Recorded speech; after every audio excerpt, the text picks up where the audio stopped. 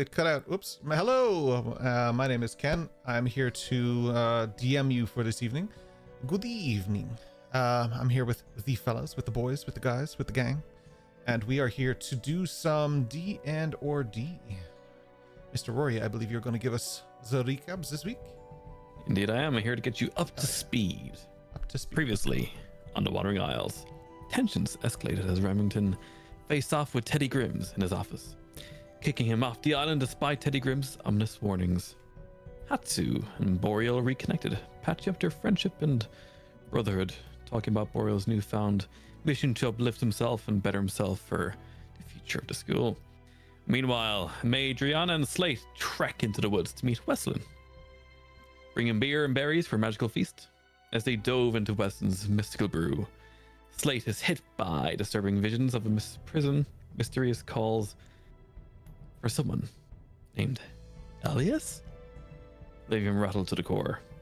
In a tender moment, Madriana wrapped Slate and Weston in her wings, offering comfort as they wrestle with the eerie experience high beyond their nipples, high into the sky. Elsewhere, Eos took a solitary ride on her horse, Ducky, and have received a cryptic letter, adding more mystery to the unfolding saga up in front of us. Back at the academy, Remington led a discussion on bolstering the school security.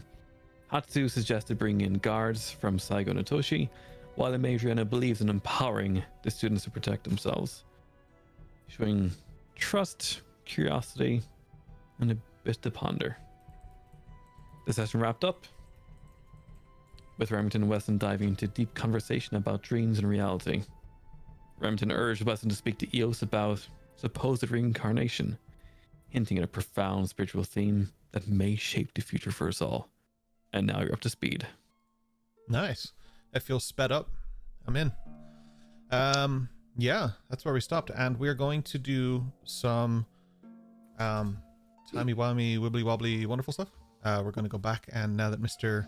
Griffin dares to grace us with his presence, we will, and actually show up for the session. I do dare. Yeah. We will we'll go back and catch up with Mr. Dash talking to Mr. Grimstone, and we will proceed from there, and I will explain where Dash has been while you guys were getting high as a kite. Awesome. I can't wait to find out. Yeah, yeah, for sure. I bet you can. Been harassing you all week about it. Hell yeah.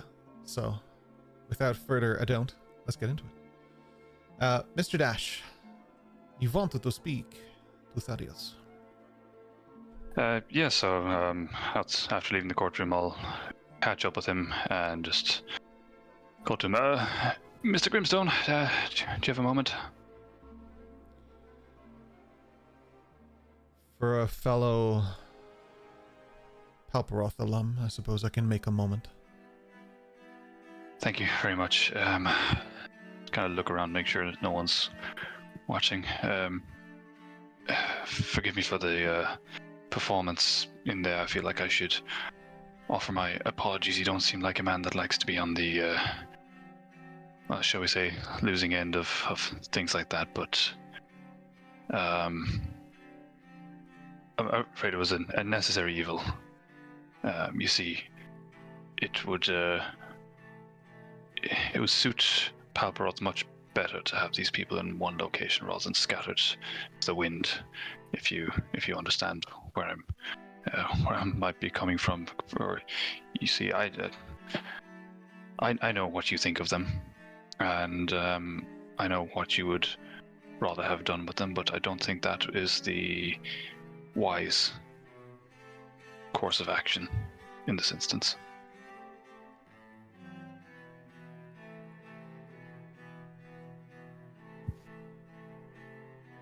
Dash, your surname is Heidman, is it not? Yes, sir, it is.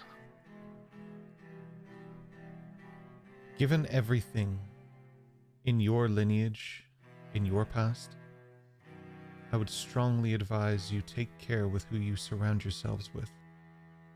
Because when it all comes down to it, you may just get caught in that crossfire. I'm not entirely sure what you mean.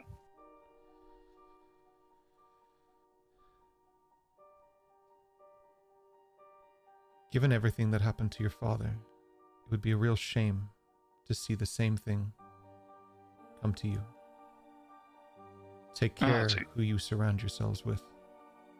So you did know my father, so then you likely know my reason for being here.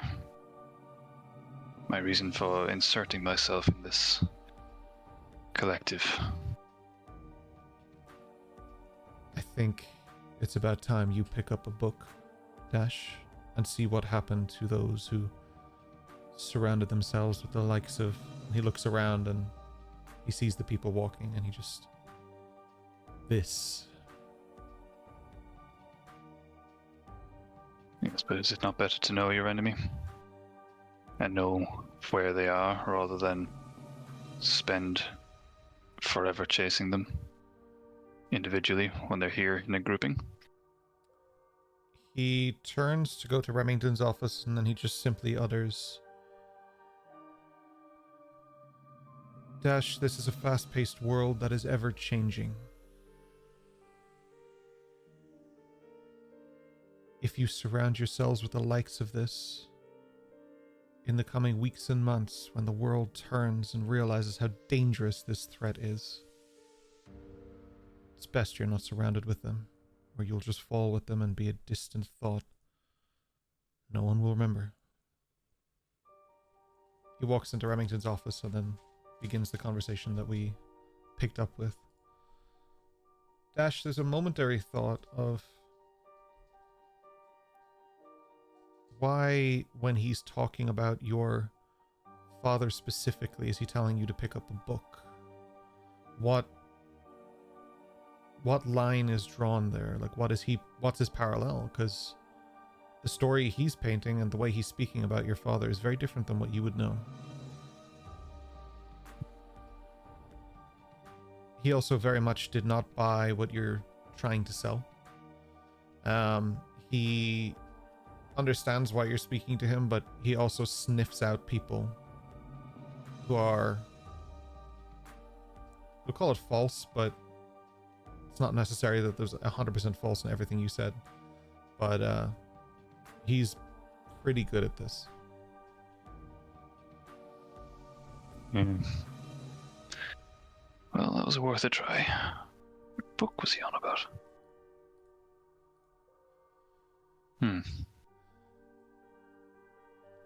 I guess it makes sense to go to the library, I guess.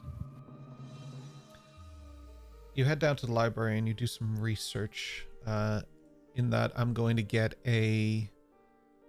let's get a history check. Why not? History check, absolutely. History is...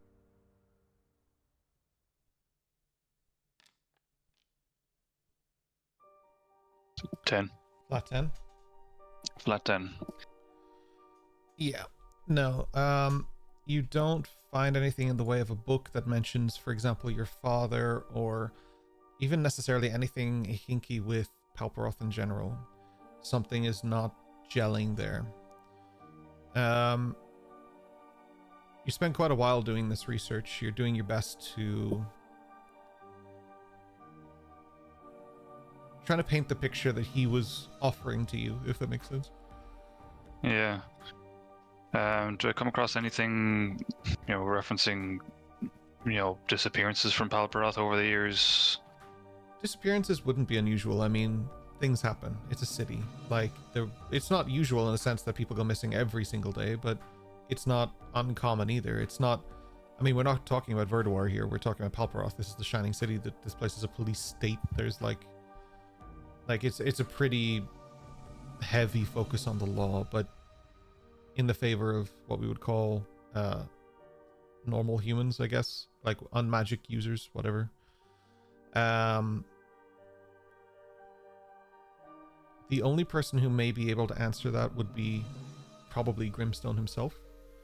But at this time, by the time you're done, he would be heading out towards the docks to leave. Like, he would have had his discussions and be trying to board his ship. And I don't know how, I know you were in chat last week, so I don't know where you are, but he basically got in an argument with Remington, stormed out, and then headed for the docks, he effectively would have set sail pretty soon-ish after that.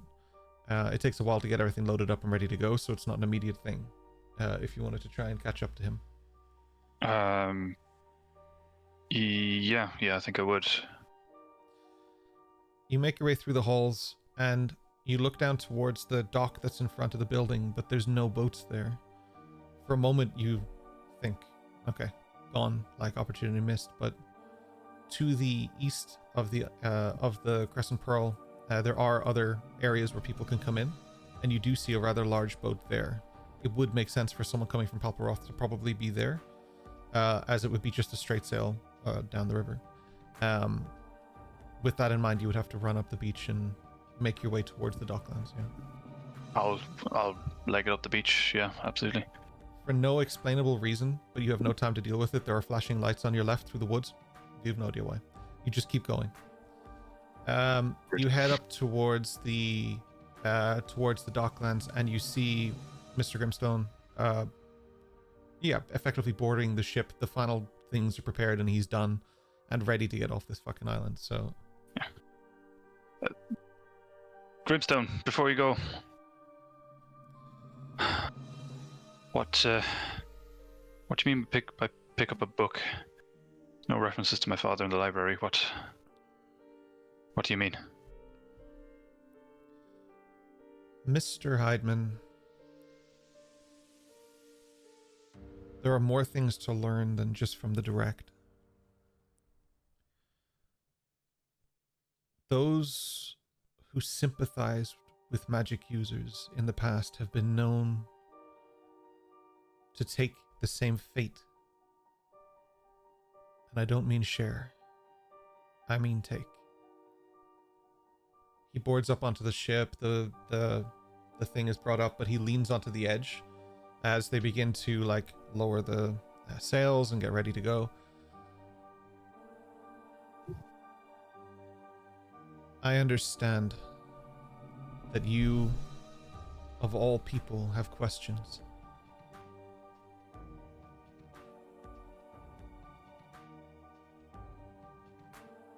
The information of your father would not be necessarily found in a book. But there's a lot of information about those who also sympathized with magic users. Raised threat sympathizers, scum against their own kind. I guess that's why I fought so hard to make sure that he ended up in Scorchwood, just like them. The ship just goes. I'll shout after him, "You're wrong about them." There's no response.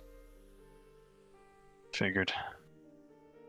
You head back that evening. Maybe you need time to think. That's entirely up to you, but just sort of to catch up to the other guys. You're heading kind of back that evening, and most, if not all of them at this point, may be in the room for the wind down portion of this, and haven't really seen you all day except for one passing fleeting moment on the beach. I'll probably spend the night wandering. I may actually go back to the library again and try to look up, just pore over anything I can find about people who went to or were on trial to go to Scorchwood. Yeah, rather than that is a little bit more history. So it's not hard to find. I'm not going to give you much of a check here. The DC isn't crazy, but I do need a history check anyway, as per we're playing D&D, and that's just kind of how it works. That kind of makes sense, yeah. Nah, that won't give me much. 3. Yeah. Where Okay. are books? With that in mind, these have all been reorganized since the last time I was in here. What the heck? This used to be over there. I'm pretty sure this was on this shelf. That's weird. You start rearranging all the books again, and the EOS comes in and freaks out. You don't find much, but that in itself is more telling than you would think.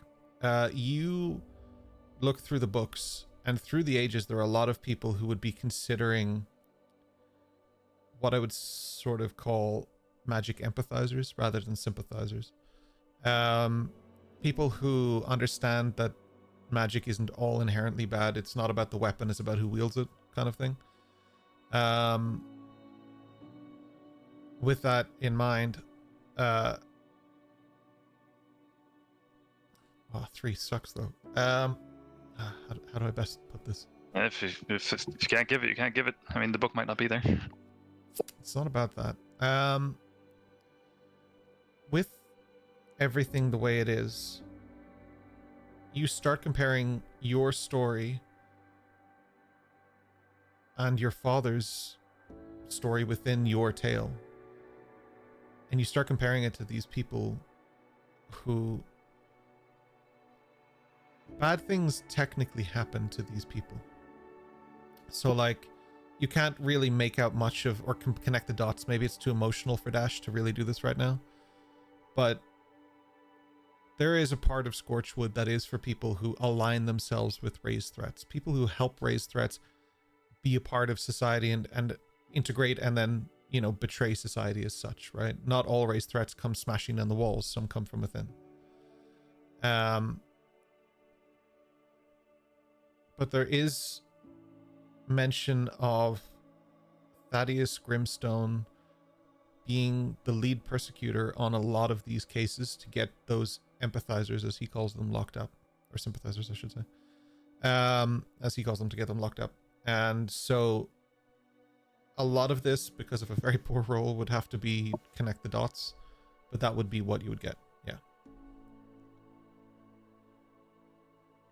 Oh. But I will add one thing based on something that someone else was looking for that might be common knowledge to you because you're from Palperoth. Scorchwood, while it isn't in Palperoth, is well known there because of the crisis response unit and the police force and everything that's there. Nobody has ever escaped, left. There's no record of anyone who ever got out of Scorchwood. Scorchwood is the place you go, not the place you come from. It isn't like a jail. It's like meant to be a rehabilitation center. That's what it was built for, and that's the grounds that it was built upon. But that's unfortunately not what it's known for. I'll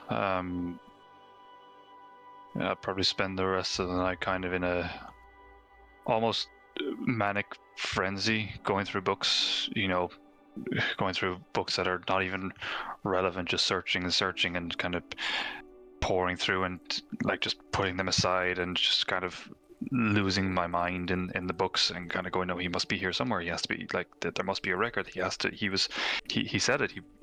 There's records of these things. There's papers. There's books. They write it and they record it, and just kind of the rest of the night just lost.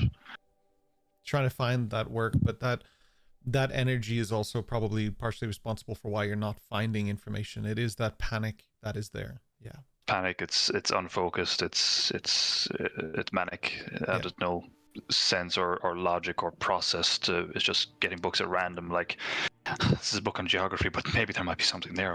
I'll go through it. And this is a coloring book, but there might be a chance. Yeah, there might be a chance. Yeah, no, I'm with you.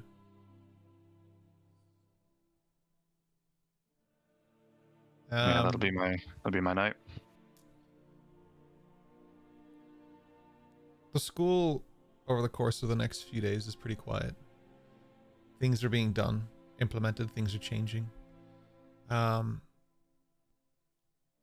It's a lot of... It's the calm after the storm. It's the rebuilding. It's the people working together to do something and achieve a common goal. But there's a large, overwhelming sense of sorrow, of fear, of confusion. But for all intents and purposes, the school is still standing. The people are still there. Nobody seems to have necessarily left, although there was an outcry for that prior to the case. But much like yourselves, the students saw that when they saw the alternative, what could happen to the school, or what was believed should happen to the school by the likes of Grimstone, it created almost a unity in that sense, that people didn't want that to happen, but something has to change. And now that things are a lot of the energy is we'll try this again, but you know, that trust is definitely shaken. But the school has been around for a long time, and it has faced threats, it's faced attacks, it's faced many things. This isn't the first time something has happened to the school, it's just the first time in a long time.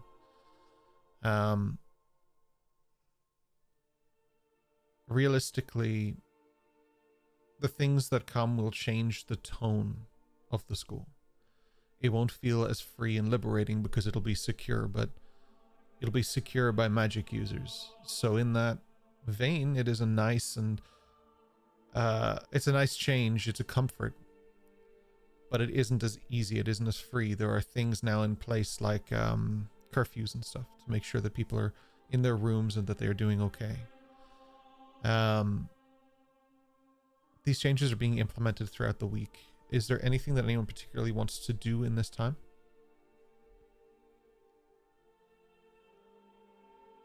I don't think so. Not from Adriana. She's just done her schoolwork as normal.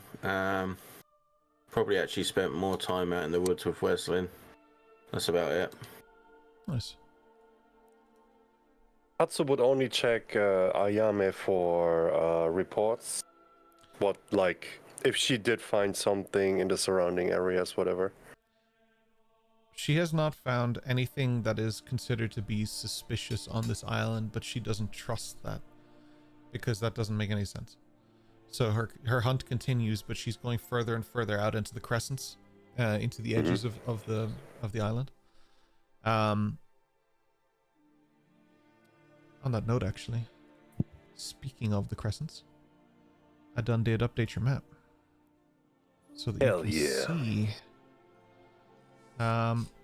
What I've done is I've updated the map, and I'm going to show it now in just a second. There we go. Now, we have the Crescent Pearl, effectively, if you guys want to, can you get to the map? I can pull you to the map, hang on. There you go. I was about to say. It's my house. I can see my house from here. Again, as a reminder to the players, don't look at the stream for a few minutes. This is the Crescent Pearl. Okay. Can't see it. Oh my god, is that Dash's mom? God damn. You should be able to see this, but if not, just send me a message and I'll sort She it used out to be a for you. power lifter, you know? No, there's just the letters, like last week. Okay, I'm not sure why. We'll have to take a look at that off stream then. Yep. With that in mind, that is where the Crescent Pearl is. So it's kind of central among the islands in a way.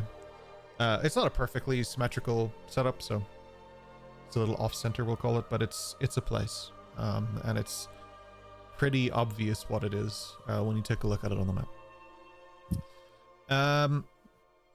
With that in mind, Ayami's trip further means it'll be less time for her to check in as regularly, because it doesn't take long to go down, but to carefully search every aspect of an island, it takes time. This is a big space. It's not massive, but it's a big island, like.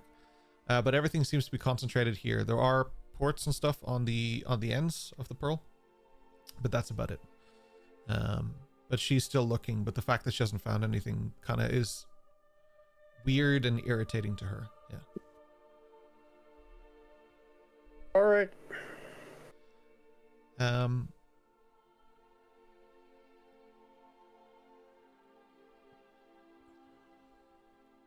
Slate. Towards the end of the week, there is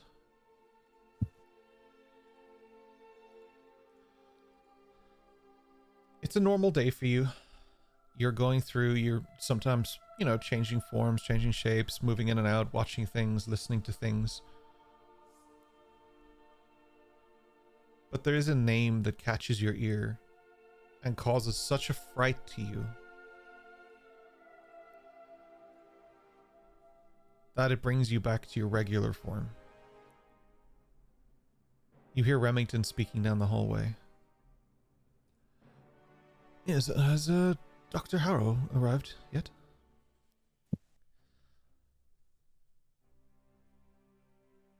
I'll probably ask Slate rather than tell Slate. How is he in this moment? Everything that has happened up until this point is now completely and utterly irrelevant. Like a child with a new toy, nothing else exists but this toy, this moment, what is happening right now. And much like a small child, if you've ever interacted with like a really small child in, let's say, a restaurant or something, they stare, and obviously when you're older you have manners, so you think, oh, I won't look or people will see me, but the child doesn't know they're staring and everyone else knows the child is staring. Well, right now Slate is that child, just open mouth staring. The teacher that he's talking to is just we'll say it's just Nightingale. It's just like no, not yet. Soon, I think. It's supposed to be today or tomorrow. Right, good. Well, send them to my office when they get here, and we'll introduce them to the system, and, yeah, let's tick another box, I suppose. And with that, they sort of disband and continue down. Remington, as he walks by, is just like, oh, good afternoon, Slate, and he just continues kind of walking.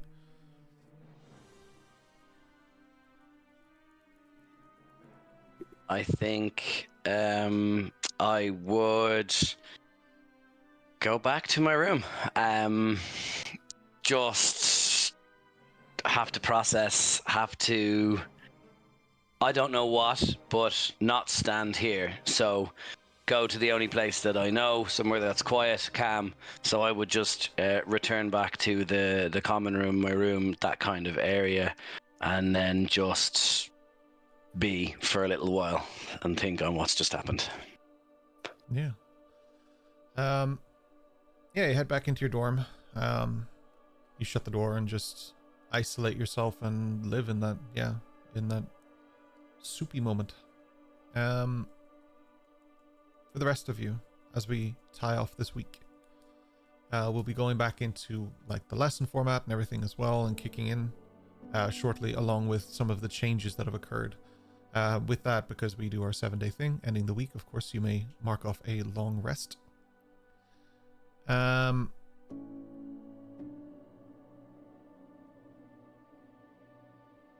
Yeah.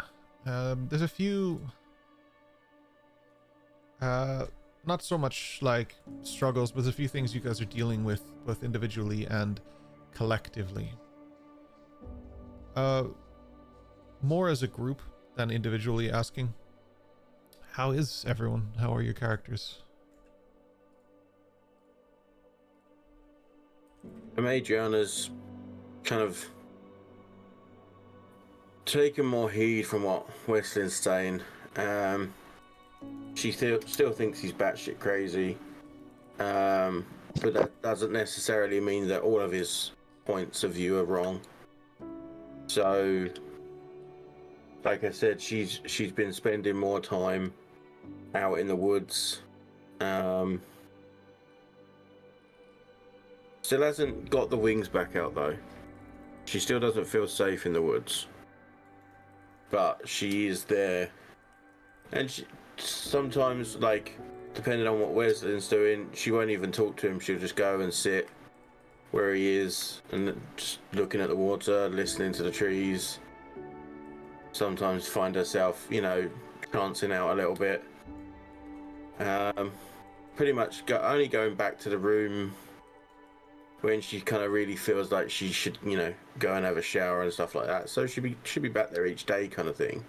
And she's obviously there for school, but I'd say she probably spends a good part of the evening into the night, even watching the moon and stuff, and then heads back in enough time that she can just relax a little bit and then have a shower ready for the next day, kind of thing. That's about it, really. She's not really thinking about anyone else too much. She tries to kind of tug Slate's arm every now and again to see if he'll come down to the woods again. Kind of tries to speak to Eos, but just doesn't really have that connection there, so she's not pushing it too much. Hatsu, she doesn't really want to talk to at the moment. Yeah. and Dash seems to be busy, so that's what she's at. Anyone else? So yeah, Eos is very pensive, specifically pensive for this week. She's extremely focused on one specific ideal, and she's just, going through the day's normal routine, attending classes, doing the best she can, but always at the back of her mind there's a little scratching going. I need to find this information. That's all. Nice. That word of the day dictionary is really coming, or calendar I should say, is really coming out well. Pensive, that's a good one. And the rest? Hatsu would do his normal training routine as usual, but he would visit Boreal like every other day to not give him the feeling he's like watched, but for him to recognize that Hatsu is there. And he's a little nervous what his father might write about the whole situation. Yeah. So he strongly focuses on his training to get like some stress relief. Okay. On the note of Boreal, he says that Ayami has been visiting and stuff like that. Chicken has come in a few times. Like, he doesn't feel isolated. Like, people are coming to visit his friends from his dorm and stuff like that. They come and visit too. So, like, he has company and stuff. It's a good environment for him. He's not struggling or anything. He's not thrilled to be there either, but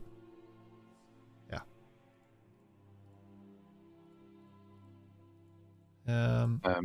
Dash is, as Madrian said, busy, or looking busy, because he kind of doesn't want to speak to anyone, so he's making a point of seeming like he's busy, studying or something, but in reality he's just spending a lot of time just kind of walking around the school and letting the thoughts kind of bounce around his head, kind of what if Thaddeus is right, but no, he can't be right. No, these are decent people, so he's kind of getting into his head a little bit, kind of that there's something there, but he's toying with his own ideals and trying to kind of reaffirm himself that no, he's right and Thaddeus is wrong.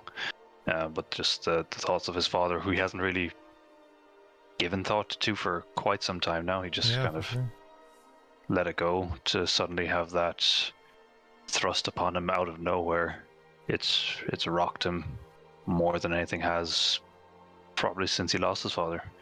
So he's very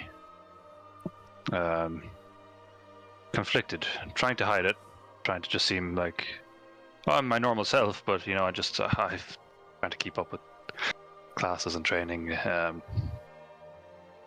But the more perceptive would definitely notice that he's not Dash. He's not the usual bravado. Yeah.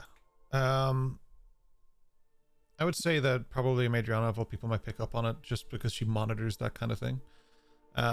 Whether or not she chooses to do anything about that is up to her, but like, you would definitely, I would say, more than anyone be aware of that, because any sort of change on that level you would be like quite perceptive about. She'd probably consider that it's him just moping about Lissa not being there. Yeah. That's probably as much as she'd read into it.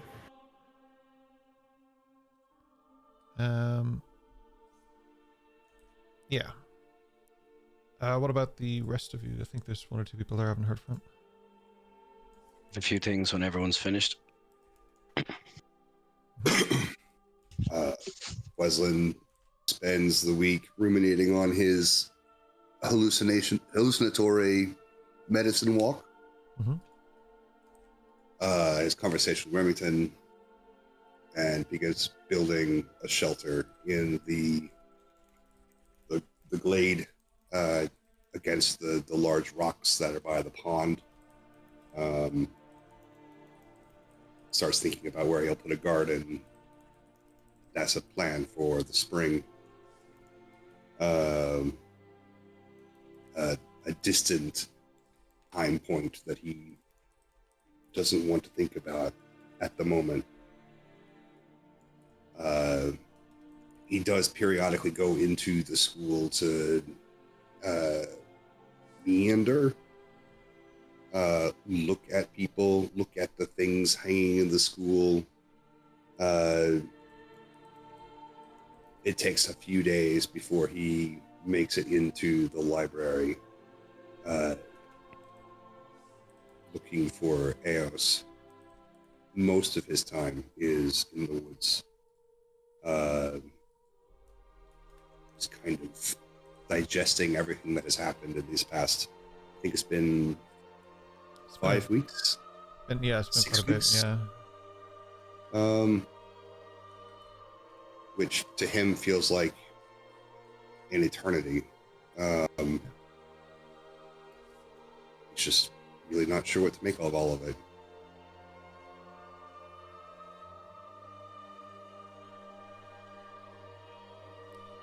Does he spend any more time additionally inside, or is it mostly outside for him? It's mostly outside. He does go inside maybe a couple hours a day. He knows that the answers he's looking for have to be there. That's why he's here. Surely that's why he's here. There's no other reason why he'd be here, right? It's not until the end of that week that he goes into the library proper to follow through with Remington's suggestion to do this thing called read. Yeah. But whatever that means. Whatever that means, yeah. Yeah, I mean, it's a pretty, weird time for Westland. How is he in terms of, say, meditative trance type dealies? He's thankfully had a lot of time on his own to do that practice. He continues to attempt to get to a point in his trance to where he is at the edge of the woods, trying to get to a point where he can leave, and he is unable to. Tries to go back to a point where he can find people in the trance. Tried to go back to places that he only has a vague memory of from countless dreams past. It's all chaos. All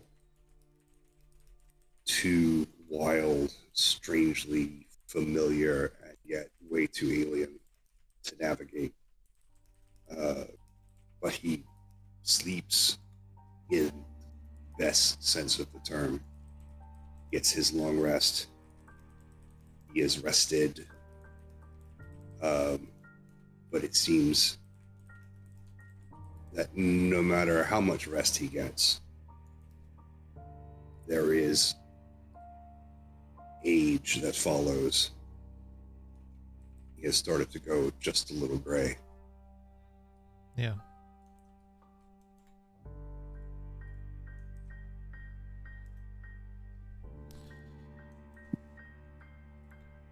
Yeah. The growth in age and change becomes more noticeable as the days wear on. Obviously, it becomes more and more evident that all of this has been very taxing on your system. Yeah, you're graying. You look older.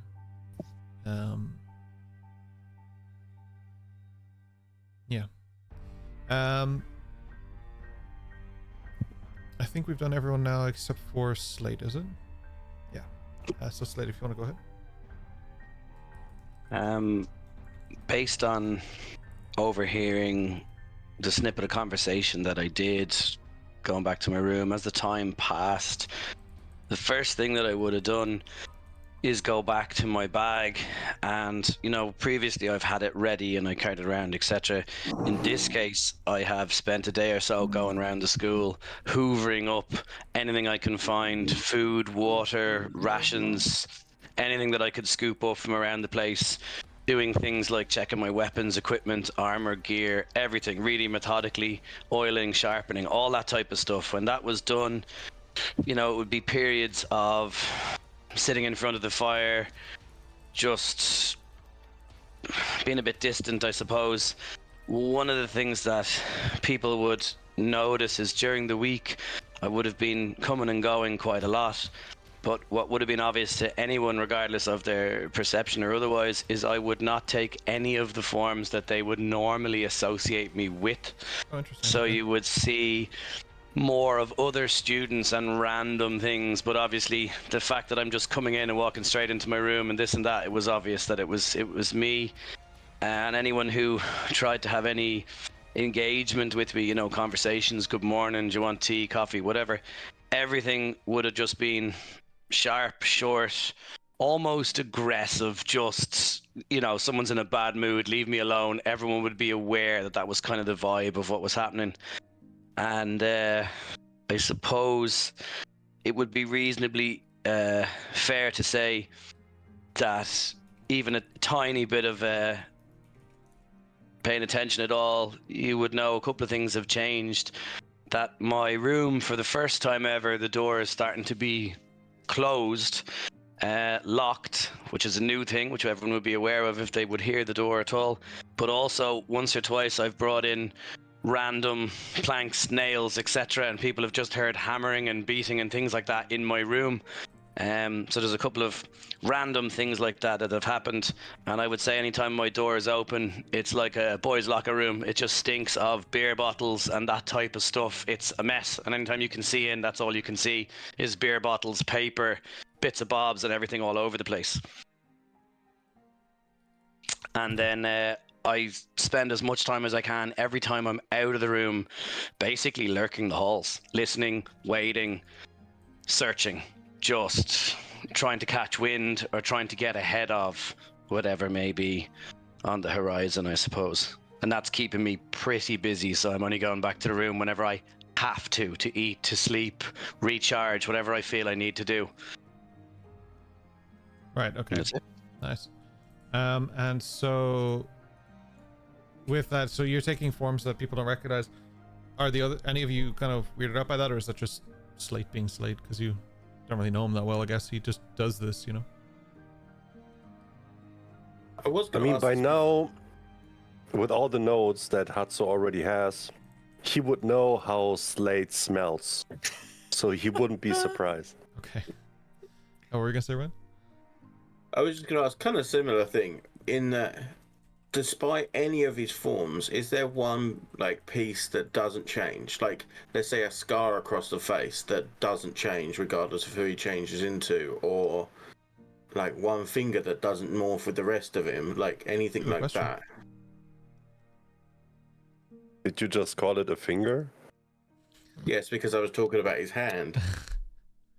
I think, mostly speaking, no. I mean, we know that the school gifted him some clothes that kind of shimmer in the light and can change color and sort of give him extra appearances that he can have, a hood or a glove or long sleeve, short sleeve, this kind of stuff, and he can alter how he looks and how the clothing appears based on that. So most of his body, most of the time, probably isn't visible. So it probably is just your usual hands, face, etc.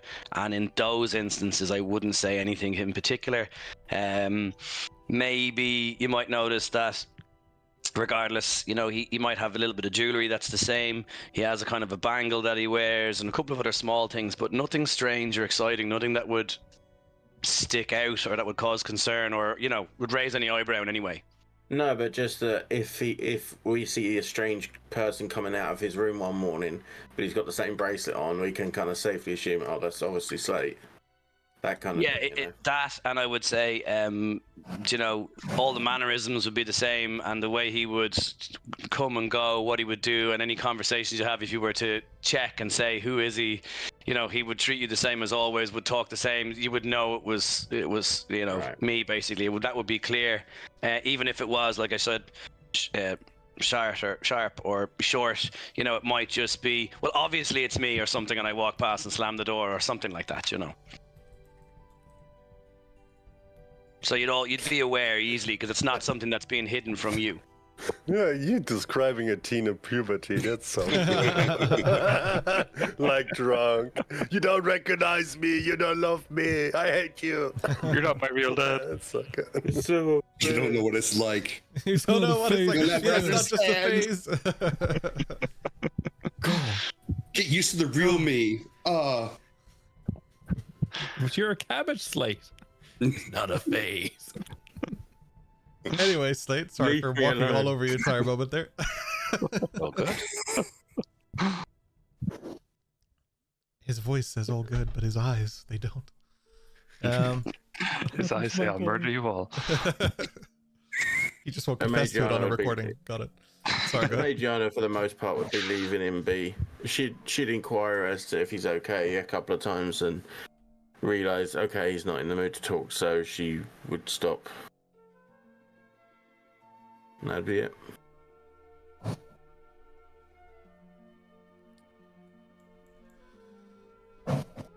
With that, in a few moments, I'm going to discuss the changes that have been happening to the school and that will proceed to happen to the school over the next 2 months as we fly through them. We are going to move forward by a couple of months to make sure that, first of all, the changes are implemented, and second of all, to start getting this moving and you guys formally in your classes and settled and pushing towards level 2, because the fact that you guys are still level 1 12 sessions in is, well, technically 13, is pretty wild. So We went heavy with the RB. What can we say? I enjoyed every second of it. It was worth it. But I want to reward you guys, and it's a little hard to do at level 1 in a place where I have no major opportunities to do that. So with that in mind, we will be proceeding forward shortly. I would like you guys to have a think about what it is that you would be kind of accomplishing in that time. If anything, it might just be keep your head down and just truck on. That's totally fine. But if there's anything that you wanted to do, that's totally fine as well. There will be mail coming shortly to some of you. For those of you watching the stream or watching the recording later, how mail works in my campaigns is I send the individual a document. It will land on their sheets and they will be able to read it, and then they can choose if and when to disclose it should they wish. It's entirely up to them.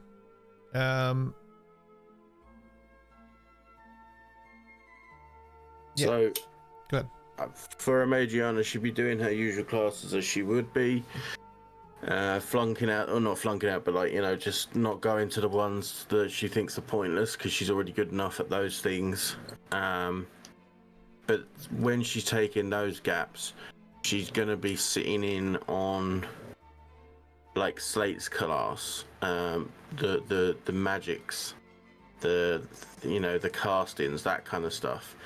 Because ever since that day on the beach with Slate, it's kind of put her on edge that she isn't able to defend herself against everything that she thought she could, because she wasn't used to this kind of battle.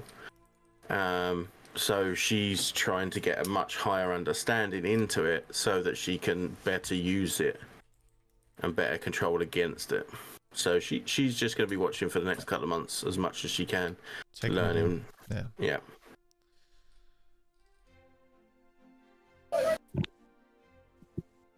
Right. What about the rest of you? Eos is making good fair attempt to attend every single class that she's part of, with the exception of 2. The exception is that for anything regarding finesse weapons, she's staying extra late to the point that she's the only one left in the room, and when she's using the rapier, for example, she's reciting facts and things she's read about. She's trying to really become adept at history and reciting things that she knows factual. She's still on the path of trying to separate what she knew to be facts in the past, but now they're stories. They didn't really happen according to the books. So there's any stats, any strict information that she needs to be aware of out in the real world with the rest of them, she knows that she can go back at any time. And when it comes to using the whip, she's trying to find a way to use the whip as a tool. So she's trying to learn a way to hold herself on a branch, climb up things with the whip. She's trying to make it a part of herself, like an extra limb. Nice. That's what she's up to. Yeah, that makes sense. Yeah, perfect. Does anyone else want to talk about what they're doing? You absolutely can.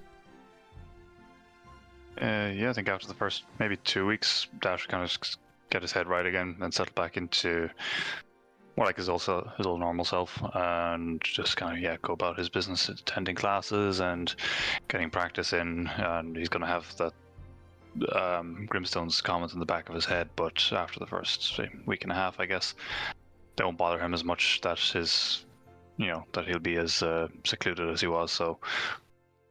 But he will get stuck into, like, very dedicated into his classes, and particularly the kind of the martial stuff, because he's confident enough in his use of thief tools, etc. So he'll start to refine his form with the rapier as well.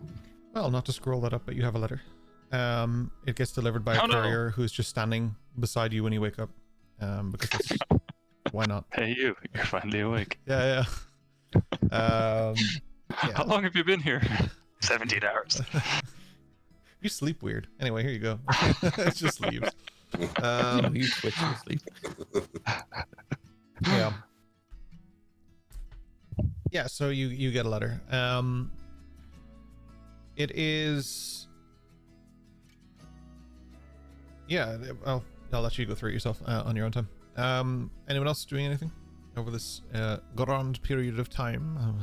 Hatsu would lean more into meditation and praying. Other than his usual stuff, his usual training every day, his usual lessons, he would spend a lot of time in the woods and in his room for prayers. And in his meditation, he would focus on a pitch black cave where he's basically following a golden bee in his mind, with the attempt to kind of find his mid in himself, if that makes sense, to unlock potential that he knows that is there for him, but he doesn't really know how to unlock it yet. Okay. And I would say arguably, because I would assume he would also attend classes that Eos might have visit. And I would say if he would have recognized, I guess, that she's a little bit for herself and tries to figure out new ways and to kind of make practical use out of the knowledge that she got. He would show her a technique that is special to his clan. So basically, he explains to her that her weapon is first and foremost a trust weapon. It's not a cut weapon. And he tells her to block like a thrust of his katana. And the way it works is you kind of parry the thrust upright 45 degrees, and then you turn your rapier in a way that the rapier would be over the arm behind the elbow, and then you have like a leverage to get it up with your rapier. Mm-hmm. And you would break the balance of this person's body. Sorry. Yeah. I will send you a proper picture after the session, so you know what I'm talking about. Special technique to get it up. For fuck's sake. Yep. So basically, what she could attempt with that technique is, after a parry, you could lock somebody, or kind of potentially break the arm or the shoulder leg. Okay. Yeah, and then get an advantage out of it. Yeah. You're so kind. She would be so grateful to you. She would offer to make more power balls for you. She'd be so happy. Peppermint power balls. Ooh. You also got new a letter. blend. I should point out, because of the new system in Foundry, that those of you in Foundry who need to open a letter or do anything, please use the 3 dots and don't just keep rolling it to chat repeatedly like Ian just did 32 times. Yeah, I was averting my I couldn't eyes. move the mouse. It's just over and I was over trying to again that get whole time. I'm trying to delete the letter from chat. It just keeps going to chat. I was So- trying to move the mouse and it got stuck. I was like, what the fuck's going on? It's That just like, drawing of Lissa. yeah, okay. You're going to make people Don't want to see the letter.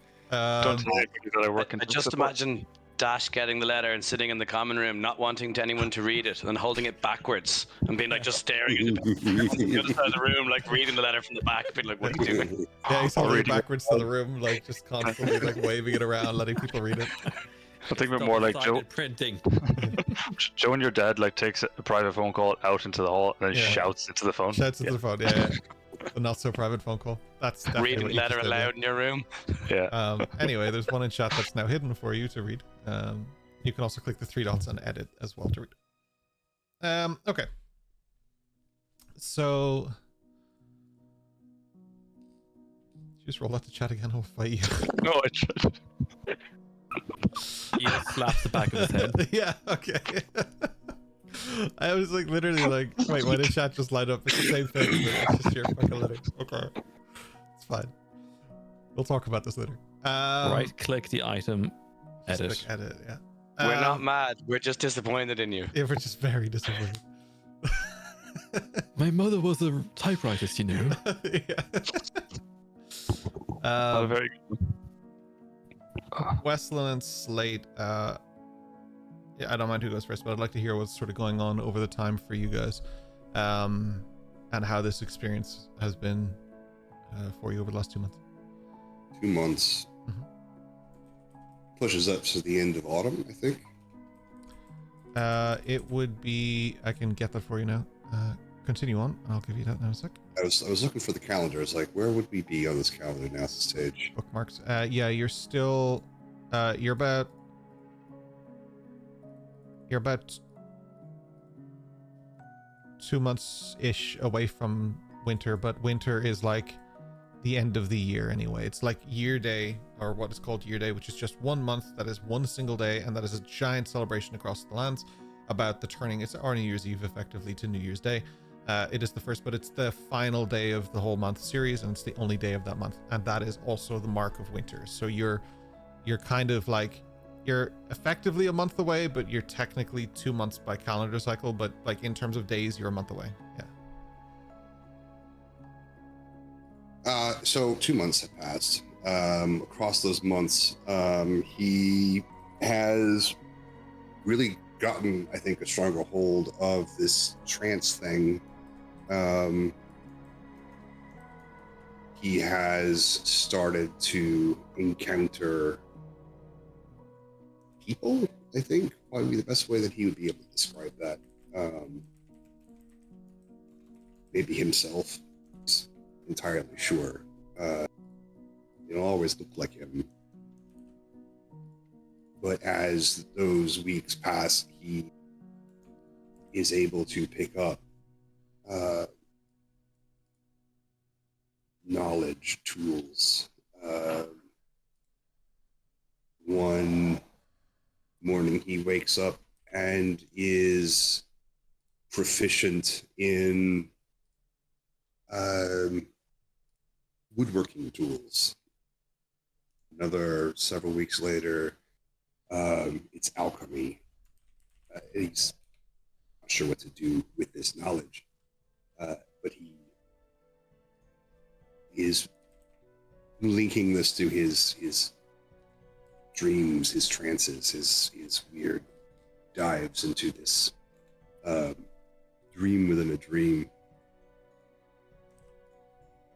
And as time passes, as winter draws closer, he becomes a little more gaunt, losing his muscle mass. His hair is going white. His eyes are sinking in. Wrinkles carve his face. His autumn years are passing quickly. There is slow grimness that fills his demeanor. someone who is watching a clock, knowing that the hour will soon come and that it is inevitable. He moves slower, more deliberately, and tires quickly, a lot quicker than he has before. He is a lot quieter, speaks less, and tries to spend what time he does have in the school, in the library, hunting for answers. Yeah. But he's got a nice shelter. He's built a nice hut. It's comfortable by at least some standards. Dug a hole. Really started to. It's, I think, the bulk of his 2 months. Nice. Yeah, I mean, it's pretty straightforward. I would say that people are really noticing now the changes that you just described that you're going through. Like the graying and the aging and that part of it as well is all an aspect that's very clear. It's not a hidden feature of Westland. That is something that's very out there. He is far older than any of you. Far. The ink also, I'd say, probably towards the extremities, his fingers, yeah, his face, his ears, is going black. And it's like it's moving up the lines. And even the lines themselves are not holding form. It's like the ink is feathering out, spreading. It's a very strange discoloring. Even the blues that are like closer to his core on his neck and his face are turning darker. Yeah. I would say a lot of you, all of you, would notice that. There's no reason you wouldn't. Would Eos have noticed and recognized Wes's search for this information in his library, considering that's where she spent her downtime? Hello, Westland, answer that.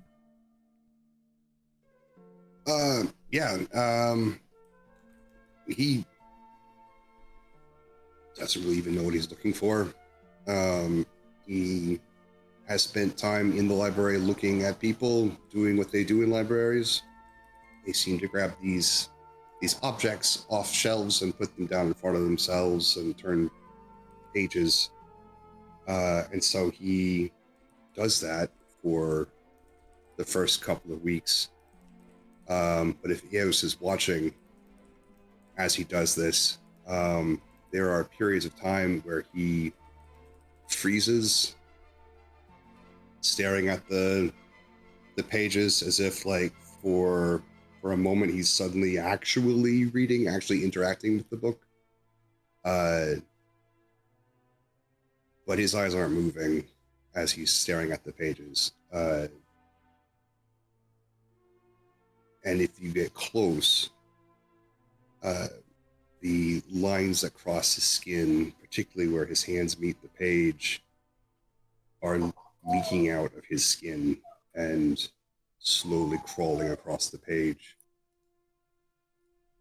His eyes do not reflect the words. They are slowly shifting images. Right. As if what he's looking at is translating from word pictograph or to drawing. It's hard to make any sense of that. And as the weeks go on, occasionally when he leaves, he's left droplets of blood on the pages. It's gonna be tough to get out of the pages, goddamn. Wish I could read like that. Wish I could read. So does he. Eos would be somewhat concerned for his condition, clearly. And for her books. Well, there's that too, yeah. That's why they have the stain resistant, covers, right? On the pages. Clear That's plastic hasn't been special, invented yeah. yet.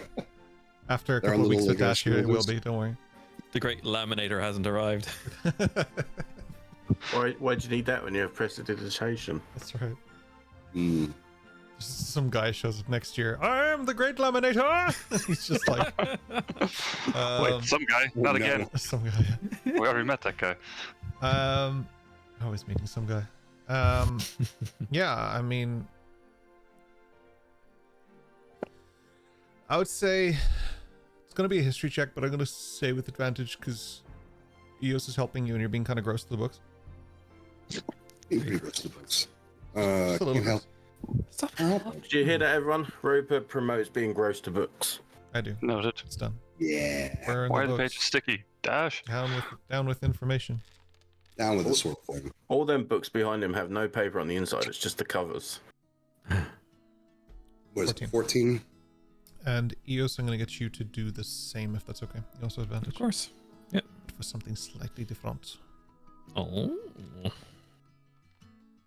13. Do you both just roll the same number on both your rolls? Effectively 13 and a 14, both with advantage, yeah. No, I think they both rolled like double 11 and double 13s. That's Oh, wild. really? Okay. Wavelength, man. Wavelength. Okay. Westland, what you find is different to what you're looking for. You find a lineage and a family tree of the Theywise people. It tells you the stories of your ancestors great and far. All from the area, although even some predate this area, all from the area of Anbundan, which is a place that you are also familiar with. Yeah, you find a quite a large chronicle of your genealogy, we'll call it, which I believe you, as a player, have already as well, John. I think, yeah. So you should be able to just implement that, yeah. Eos, you discover an old principle and belief of reincarnation. It's not something that's unusual to you, Rory, but to Eos would be something she'd probably never heard of before. The belief structure of this world may be different, and although the idea might have been there, it may not have taken the same way as it has perhaps in our world. Yeah. But you, Rory, I'm sure are aware what reincarnation is, so you may explain Yes. it if you wish to Westland. Of course. Eos was down next to Wesson with clipboard, some notes written out, and she explains that there's some information here about something called reincarnation. The idea is to resume life, to bring back life to that where it was missing. She then elaborates that there was a story long ago, a child story about this person called the Matron of Corvus, who was very much against reincarnation and bringing life back to being, but as the story untold, it was then allowed by her and her friends to defeat the Great Whispered One. What? It's like planting a seed where a stump once was and letting the tree grow again. We'll go with that. Does that mean it comes from the ground? From your very soul, your life springs once again.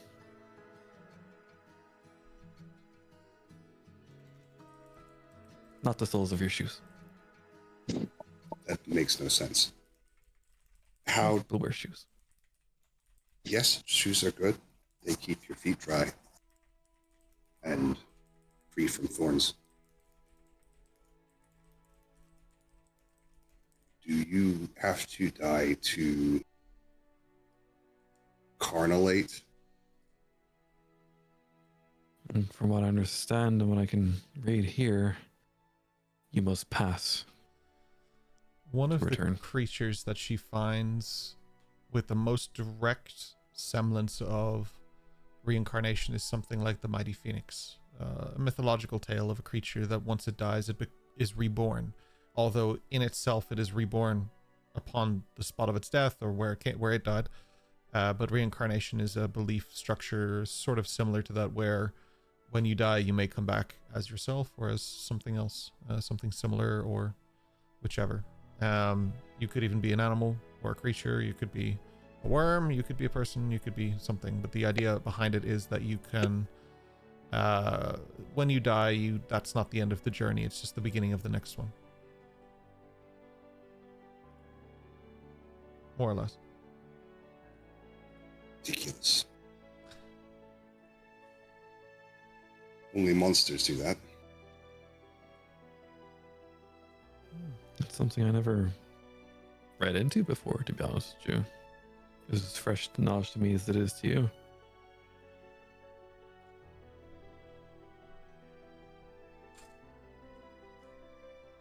If that is the case, and all of those were not dreams, it has happened far too many times. And he drags the book of his family's history. I do not know all of these names. So many, such beautiful names. This is your lineage? Doesn't make any sense. A lineage is something your ancestors come before you.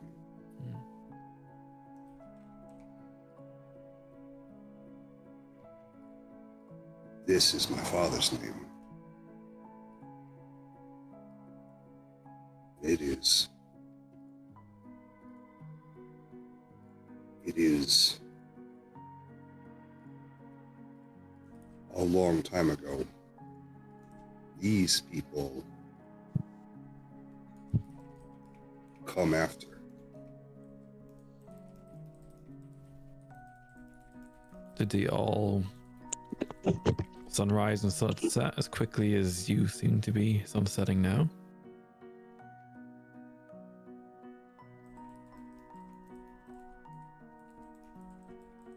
No. Okay. Saw many seasons.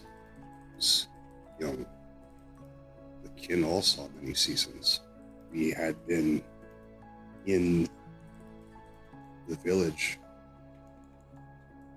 many generations.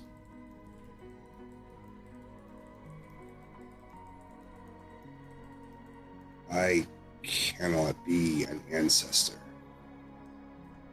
Makes no sense. This is all full of lies. Oh. Wrong. It's not how the cycle of life works.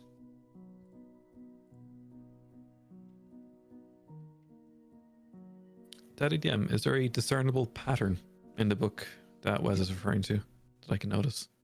I mean, just that it's an authored book. It's like based on an old belief structure, a different belief structure. It is something that Westland would probably ideally believe that it's witchcraft or something similar. That, yeah, like monsters would do it. That is probably the correct pattern of thought for someone like Westland and the way his upbringing would have been and his mental sort of, our cognitive abilities would allow. But there isn't necessarily a pattern to it or anything. It's not like a book of riddles or like it's not trying to allude to something. It's very specific what it's talking about. It's written as an educational historical belief book. Okay. Yeah.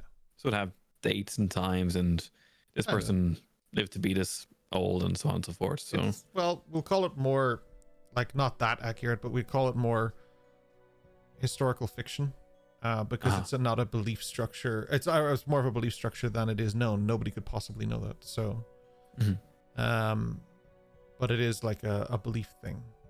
But if Remington sent you for this, there's probably a reason. Yeah, like he wanted you to know this information in that sense.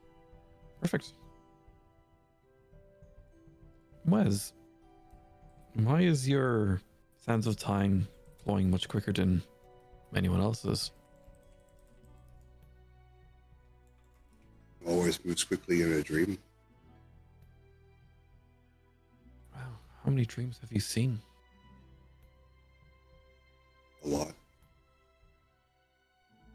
Too many to count. More than 2 hands. And your toes? My toes. Oh, wow. Has been many dreams. I don't know. Do you remember the first one?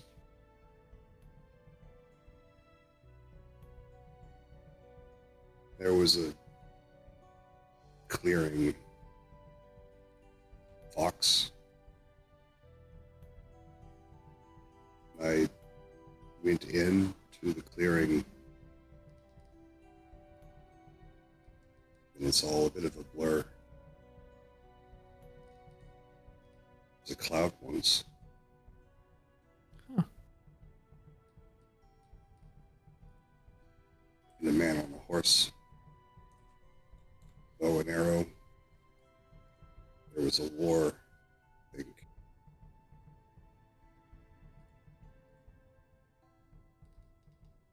I don't know. Eos kind of shuffles herself a bit closer to Wes.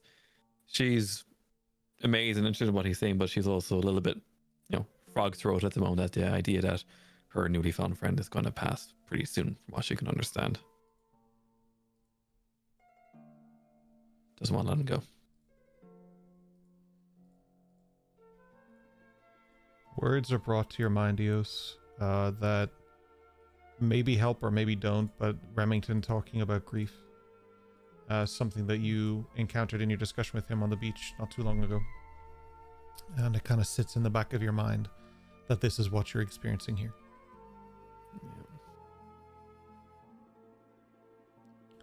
In the meantime, Madrona, a courier was waiting for you by the door, just fucking banging on it. Sorry.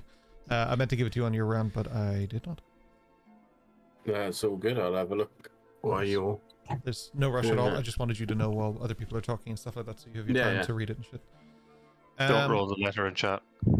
Well, if you do, don't do it 17 times in a row would be ideal. Like, just the 3 dots in view and edit or whatever. Yeah, or right click and edit.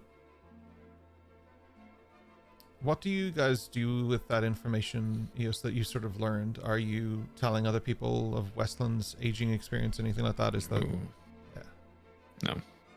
I mean, it's pretty clear. People can look at him and see that he's older. Like, it's not a secret. It's just, She wouldn't, she wouldn't be saying that to anyone else. Yeah. The fact that she could even communicate with him in the limited base that she had is phenomenal to her.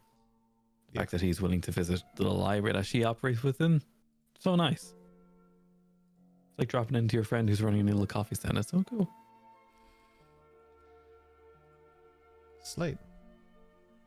I'm sure you had an interesting 2 months, my friend.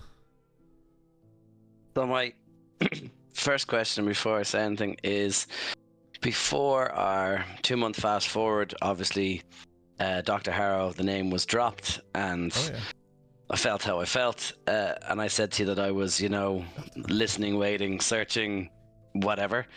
The question, I suppose, comes in before I say what's sort of been going on is, do I find out any more, and if so, when within that 2 months? Because that would dictate the change in my behavior. Until then, I would stay doing what I was doing until something turned up, I suppose. Pretty early. If at all. Yeah.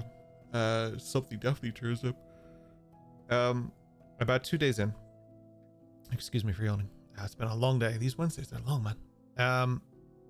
About 2 days in, you hear rumors that someone has arrived and your heart sinks and you go in search of more information about who. Because it's big news when people come to the island. Like, it's usually, so far, it's been celebrities and crazy stuff. So, like, this obviously catches people's eye. You check around the school, and it's not until you get to the infirmary that you hear Martin talking about the fact that Dr. Harrow is here, and she's meeting up with Remington at the moment. to begin whatever it is she's doing here.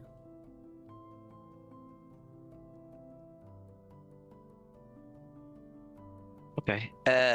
So over the course of those, 2 days, as I say, it was just lots of the same, being different people, being short, being busy, being out of the room, up and down, lurking anywhere I could, trying to get information. Once that happens, I would beeline back to our area, the common room, the rooms, etc. And, all talk of classes and normality would be out the window for me. I think I would wait in the common area until Amadriana comes back at any time, however long that takes, a day, 2 days, 3 days, whatever it is, until she comes. So that's the first thing I'll do. So there's just something I want to do there. I imagine that wouldn't be too long. Correct me if I'm wrong, Ryan. Like I said, she might be spending most of her time out, but she does come back. It might be like midnight, 1 o'clock or whatever before she gets back. Whatever the time is, that equivalent of time. So that she can have a rest and then shower ready for the next day kind of thing. So she will definitely be back each time. So based on that, at some point during a regular day, I heard that meetings were happening later that day, therefore later in the evening sometime Amadriana would arrive in terms of time frames, something like that. Yeah. Mm-hmm. Okay, so I would immediately approach Amadriana and kind of forcibly grab her by the wrist and just say, I need to talk to you, and then just start bringing her towards anywhere where nobody else is. Doesn't matter, her room, my room, I don't know where everybody else is at this particular juncture, but at that point it's just anywhere for privacy for a moment. She'll go along. She understands the urgency in Slate's voice. In this instance, I'll say I just gravitate towards my room, go in, open the door, close the door. The room is an absolute mess. Like I said, it's full of empty beer bottles, trash, loads more drawings, scribblings. I would say there is scratches on the floor as well.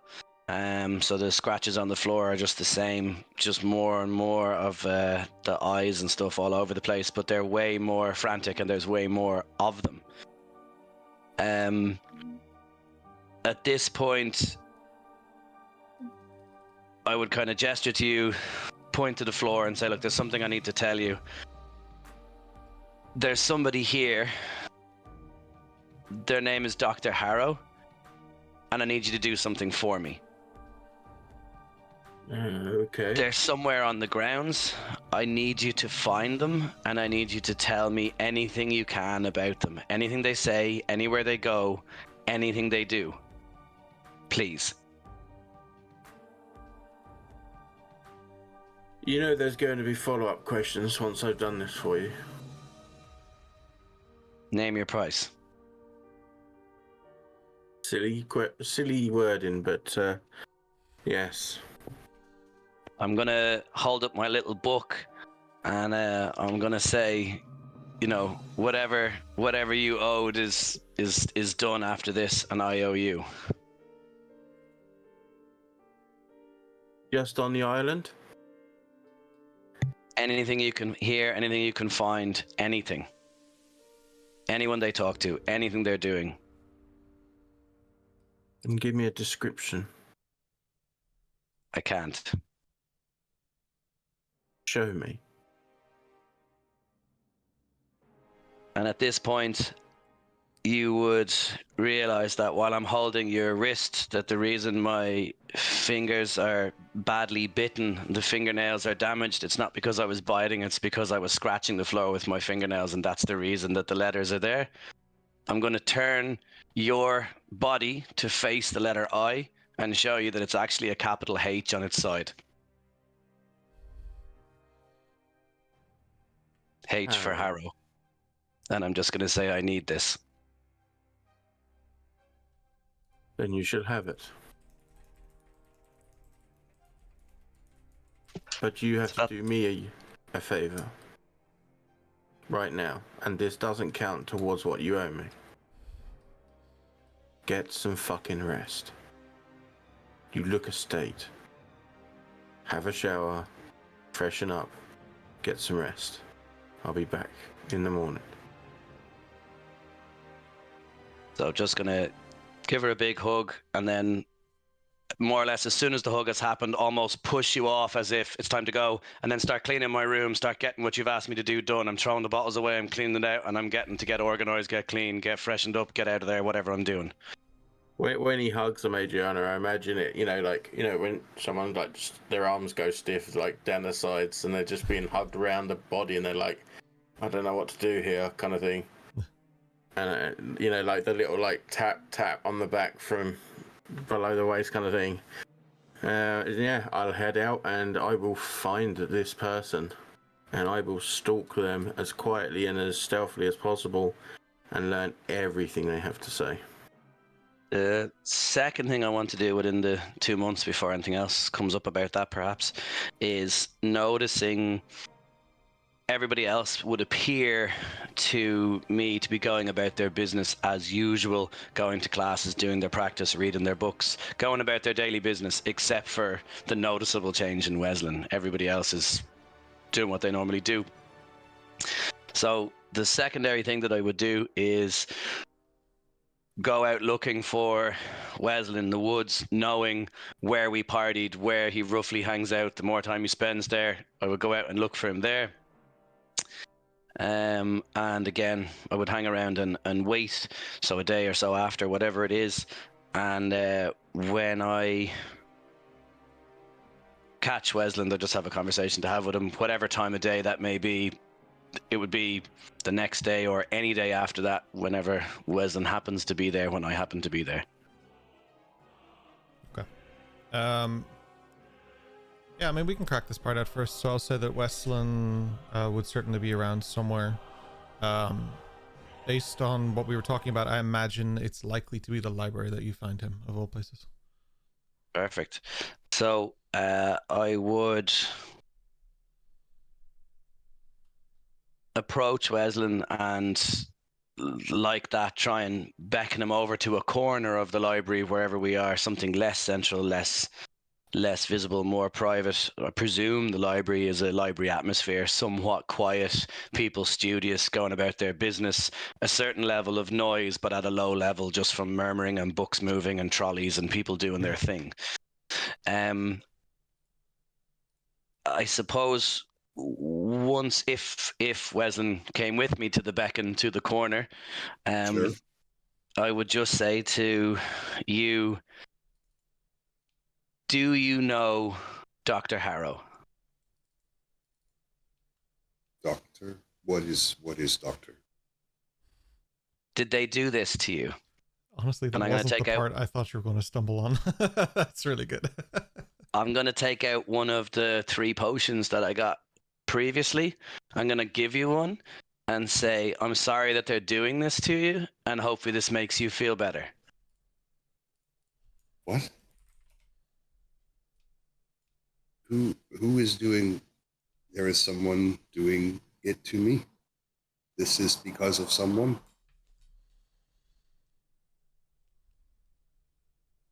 And then, having given it to you and getting that response, I'm just going to say, if you see them, tell me, but mostly run. And then I'm just going to go. What? And then other than that, I'm just going to wait to hear back from Adriana, because again, that sort of dictates my next couple of weeks based on what I hear. I would just go about staying distant, not being myself, staying away from places I normally go, wouldn't attend classes, and would try and be other people as often as possible. Again, still lurking, watching, etc., but really waiting to hear back from Adriana.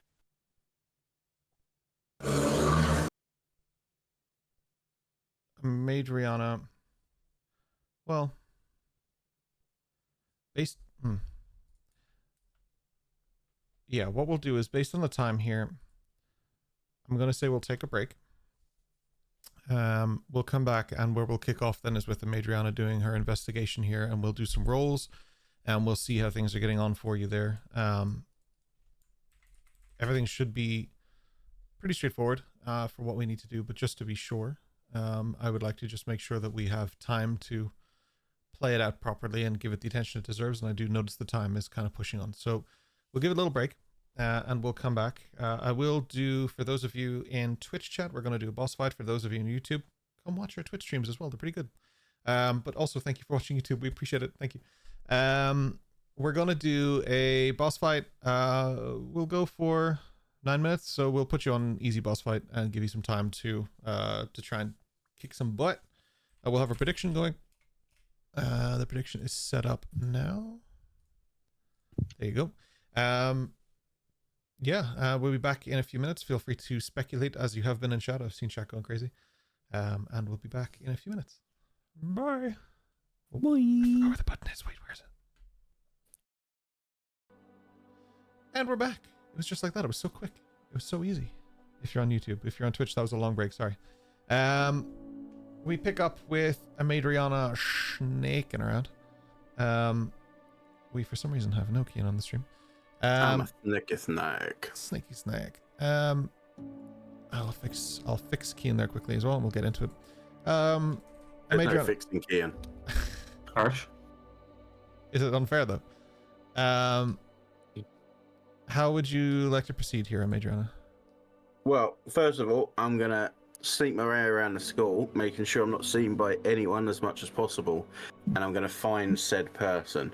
I'm going to listen in, hear conversations. Oh, there's that doctor, find out exactly who it is, and then I'm basically going to stalk them for the next couple of weeks, learning as much as I can about them.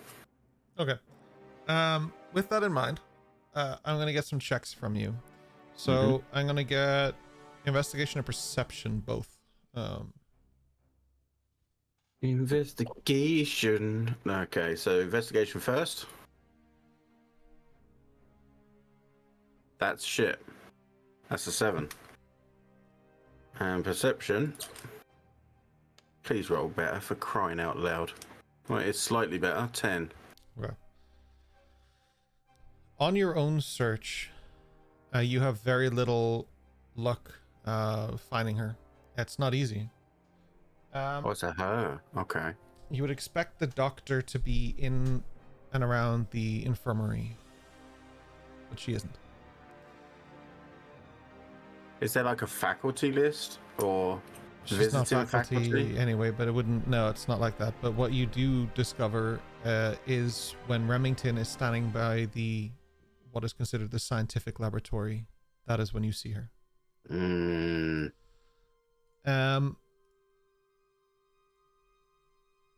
More specifically, that is when you see her.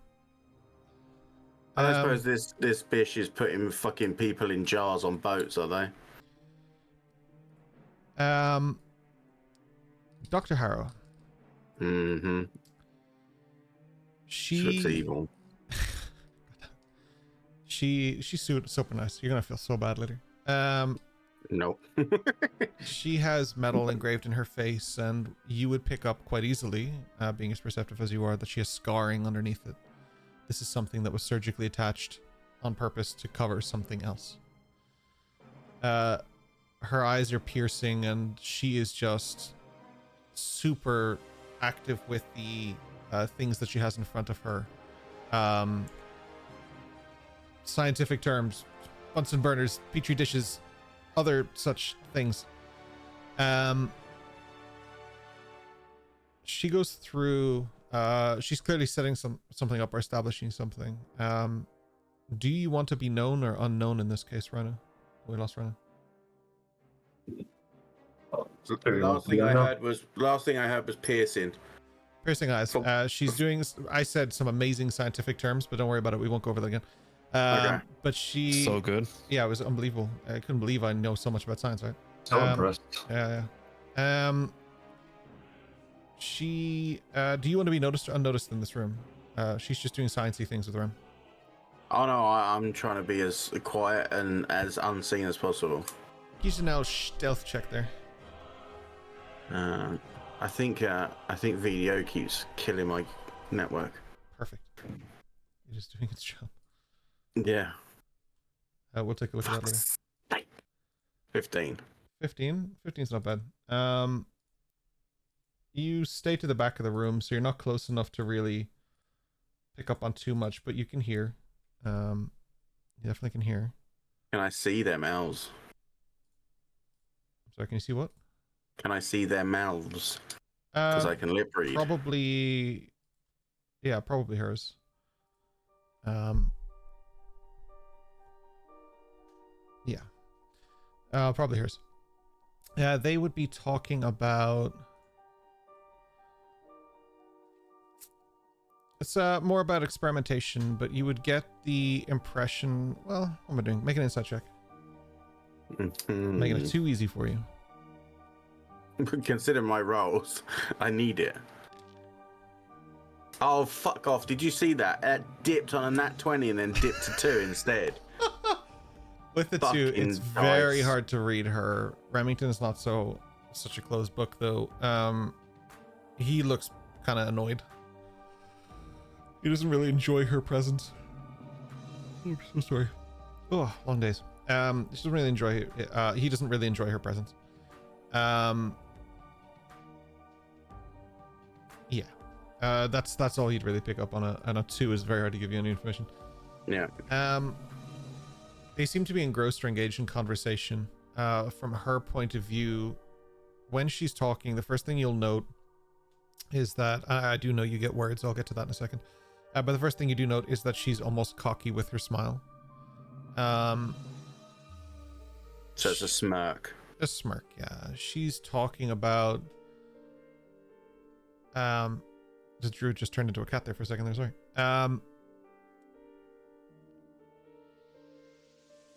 Yeah, she's talking about... Well, what's the best way to word this? How it's in his best interest to remain compliant and complacent. And how...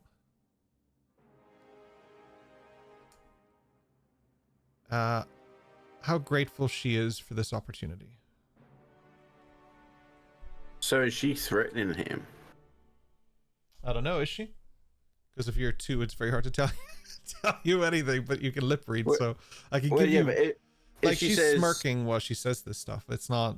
Yeah, she's smirking and saying, you better comply kind of thing. So... It's in your best interest. I want to straight up murder this bitch already. Like the fact that she's wound up Slate this much already, plus this smarmy fucking exterior, I want to cut her head off.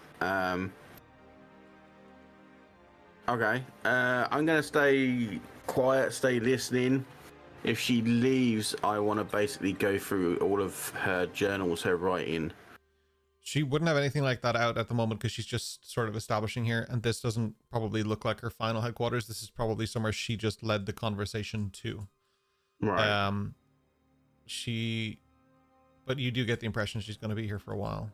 This isn't a quick visit. She's here for a reason. That's the impression you're getting from this back and forth. Okay, then I'm scared to give you more roles, but I'm gonna have to in a minute. Yeah, I'm staying with her as long as it takes to learn what the fuck she's doing here, who she's doing it to, and to find out any information, like any research information she might have. Okay, I'm gonna get you to... We're gonna go for 3 separate roles here that will all paint a picture. So, first I'm gonna need stealth. Then Can someone please bless me or something? I don't know. Bless you, my child. Stealth, then investigation, and then perception, please. Please, for fuck's sake, game.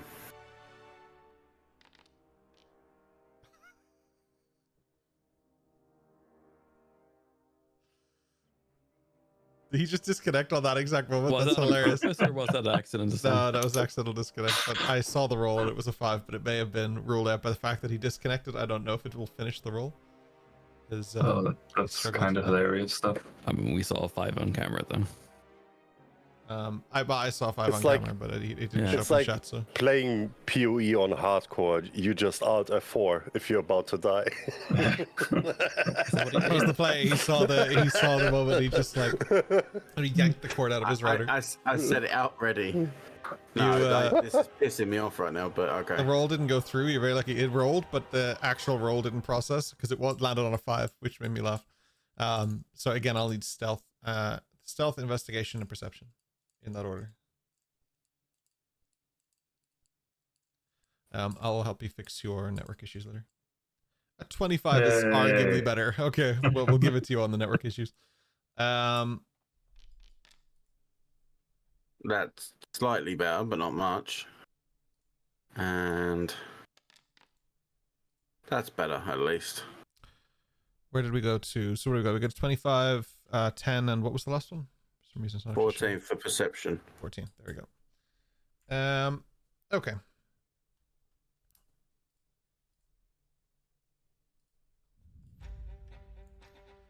So 25 keeps you very well hidden, like very well hidden.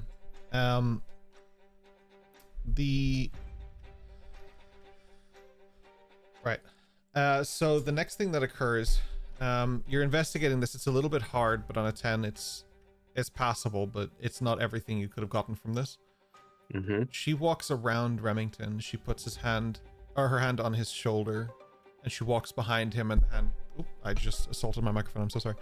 Ever the professional. Her hand follows sort of the back of his neck as she goes. He doesn't give anything in return to that. It's not like he doesn't seem super into it or anything like that. It's not like that at all. But yeah, it's an evident thing. Without the inside check, you can tell that he is more or less seething at this point.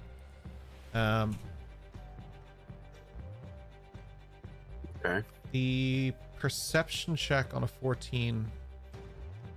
She has a satchel with her, so there probably are documents and things like that in there. You pick up on the satchel and how close she keeps it. Right. It's a little easier to hear when she speaks up.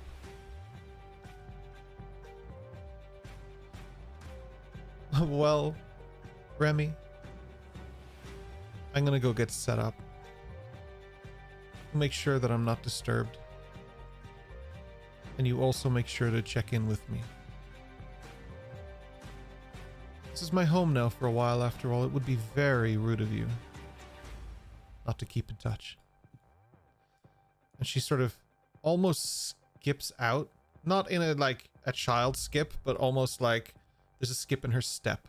Does that make sense? Like she's got a spring to it. She's very happy to be here. She makes her way down the corridor and you slide out with her. You follow her down further and further down the corridors until you reach a large room that nobody has really gone into yet, but there's no reason not. It wasn't locked. When it's opened, it's more or less a classroom, but it has large laboratory equipment in it. Vats, containers, Bunsen burners, other science terms. She has many things. There's a lot of Tesla technology and things in here too. This is a big and impressive lab, and it is adapting quickly to her presence. This is one of those rooms where she gets what she needs and what she wants. A bed appears, one of the food trays is there. She has everything she needs to set up shop here for as long as she wants to. Are any of the vats like the one that was on the ship? I don't know if you saw the one that was on the ship. Yeah, because I flew back up to the window and It was in a different room though. You went to the main window to catch them, but it was in a different window, That's room. right. Because it was out in the left. Yeah, I would have told you about it, but not described it in detail. What I'll do is I'll say that you take a mental picture of it to discuss it with Dash later. Mm-hmm. But as that sort of kicks in and she's doing her thing, the door begins to close, just sort of automatically, I guess. It's up to you if you want to try and break into this room or sneak into this room, but the odds And you would know this just as a seasoned rogue at this point, a seasoned level 1 rogue. No, but in your history of being a rogue, you would understand that this is not just a big risk. This is a huge risk. This is as risky as anyone trying to steal from your father's vault. Like, this is the real deal. I did that. You did that? Who's to stop you? But it's a big risk. Other opportunities may also present themselves given time and things like that. It doesn't mean you can't do this, but like, okay. Just consciously Very speaking, it's quickly then. very difficult. Yeah. In her own room, in her situation, in her space, would be like someone trying to hide from you in your room, your space, right? Right. Was there any of the doors in the underground tunnels that went to this room as a secret door? Afraid not, because this isn't typically like this. This isn't one of those rooms.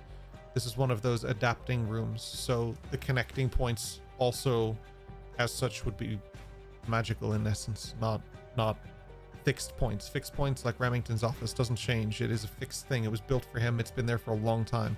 Those things, they have connecting points to them. But the rooms that are like dorms that change, that do things, they have connecting points to the main dorm room, but not to the changing rooms. That's not a thing, because it wouldn't be able to consistently stay there. So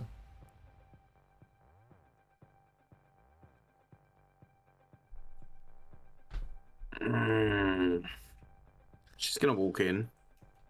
my favorite part about Quietly. this is definitely like more than a Richard test. This is a Ryan test. This is built for Ryan. Like, this is just She'll go in. She'll go in as quietly and as sneakily as possible. But if the jig is up, she'll have an answer for it. okay. Well, let's find out if the jig is up. Roll, my boy, roll. Gets caught straight away. Not one. Go for it. Probably. No. 22. Well, she doesn't notice you right now anyway. She's too busy establishing the setup for her room. But as she does, the let me just move this closer. So she's taking out documents, paperwork. She's taking out whatever her assignment notes might be, the reasoning, maybe potentially by why she's even here.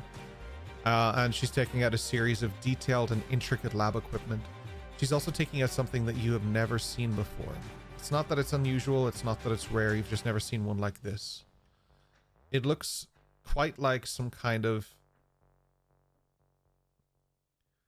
I want to say pistol, for Ryan's context, but it's not quite like that. On the back of it, it has this sort of glass contraption and container on it.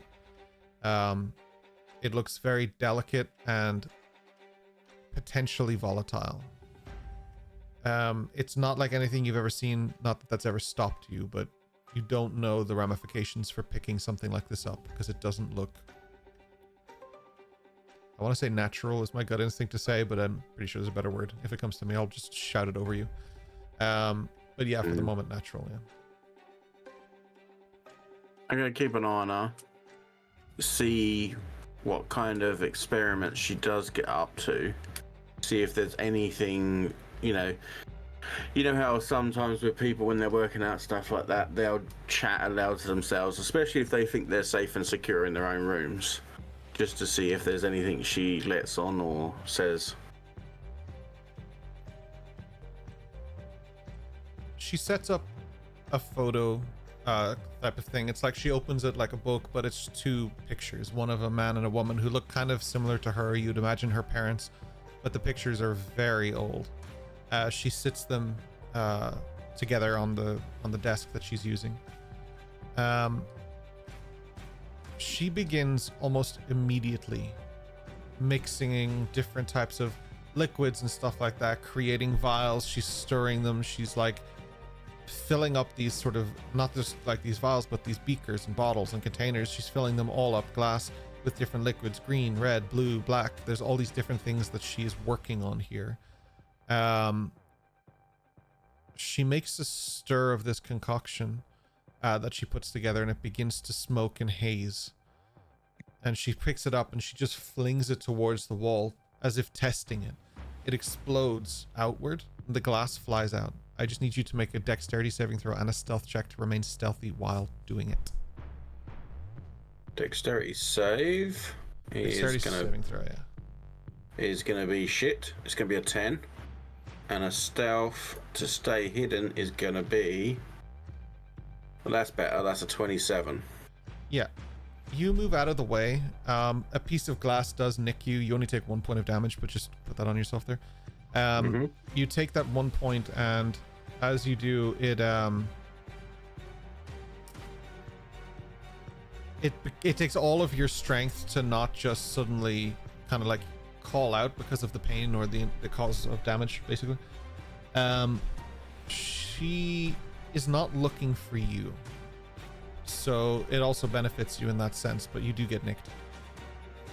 She is looking towards the wall, which is now blown open, and there's just nothing behind it but a void. For a moment that remains, and then the bricks begin to reassemble and the wall closes and seals and becomes part of that again.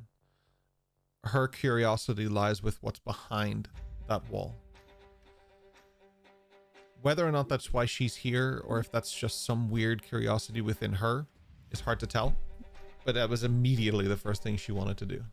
Like, that's something she's always wanted to know. Like, couldn't wait to find that out. Like a kid going to a toy store, but they know what toy they've been waiting for, so they will run straight to that aisle, right? Like, it's the same thing. We're using a lot of kid analogies today. I'm not sure what's up there. This bitch, she's trying to fucking lead a Gen X fucking program, isn't she? I bet she's taking all the attributes from different people's abilities and fucking creating her own little Mr. Sinister, serums. Dr. Harrow. I'm just kidding. Don't forget, I know who your favorite foes are. Oh yeah. She continues, but she almost chuckles to herself at the reaction once the wall closes. Like, she finds it amusing that the wall repairs itself, even, or like that's a thing.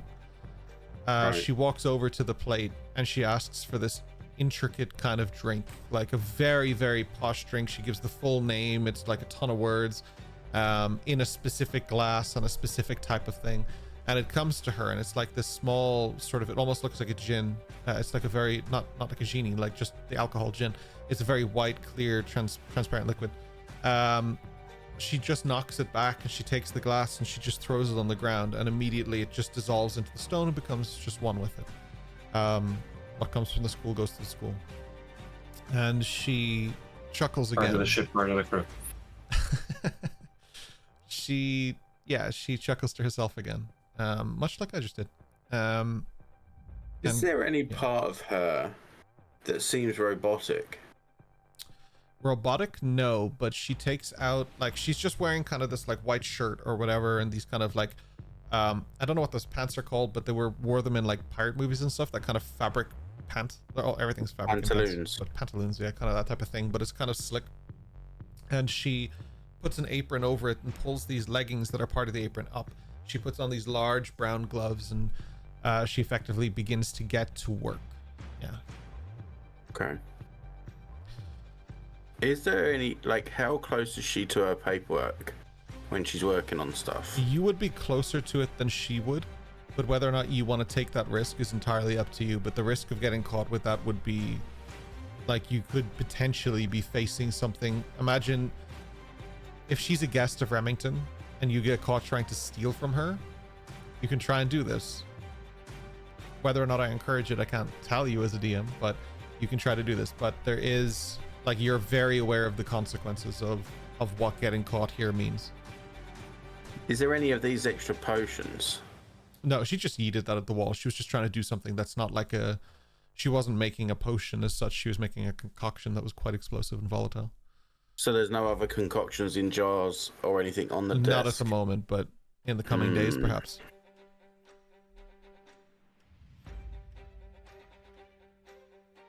Do I stay here and just keep an eye, or do I try and get to the paperwork? I'll stay there at least for the next couple of hours, see what she gets up to. Hours? That's a lot of rolls. I'll give you the next while. Just give me a stealth roll. I was going to say with advantage, but you were kind of out in the open as well. There isn't really anywhere to hide in this room, so I'll just give you a straight stealth roll. Yeah.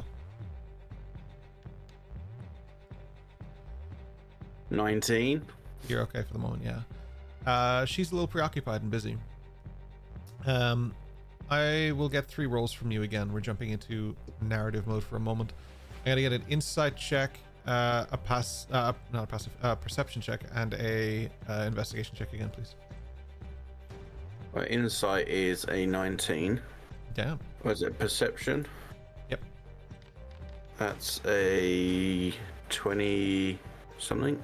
No, 19 as well. You Sorry. just got 3 19s in a row. Okay. And investigation, was it? Yeah, if this is 19, it's broken. Yeah, go ahead. It's all different modifiers though. That's crazy. Yeah, no, that's 16. 16. Okay, I really thought that was 19 again. My eyes took a second. Yeah. So. Okay. So first of all, your stealth, you're fine. Your insight, she's really fucking enjoying herself. Like really enjoying herself. Like Grimstone, he couldn't have wanted less to be here. Her? She wants to be here. Like there's nowhere she wants to be more than this. She is living for this. She's really happy. If she can't do these experiments and stuff out in the real world, because she'd get fucking locked up. Perception check, she is preparing for a rather large and long-term experiment. She's going to start setting up now for whatever she's doing. This is big. She's dragging massive vats around. She's doing crazy things. You're kind of actually moving from wall to wall to almost avoid her because she's like moving these heavingly large vats, setting them up. She is like trying to make concoctions and stuff, and she's using the plate to do it. So she's getting these different liquids and she's pouring them in and working away on that. With your investigation check, 16 is pretty good. There's a symbol. Oh. Give me 1 second to be 100% sure of this, because I want to make sure I'm giving you the right information.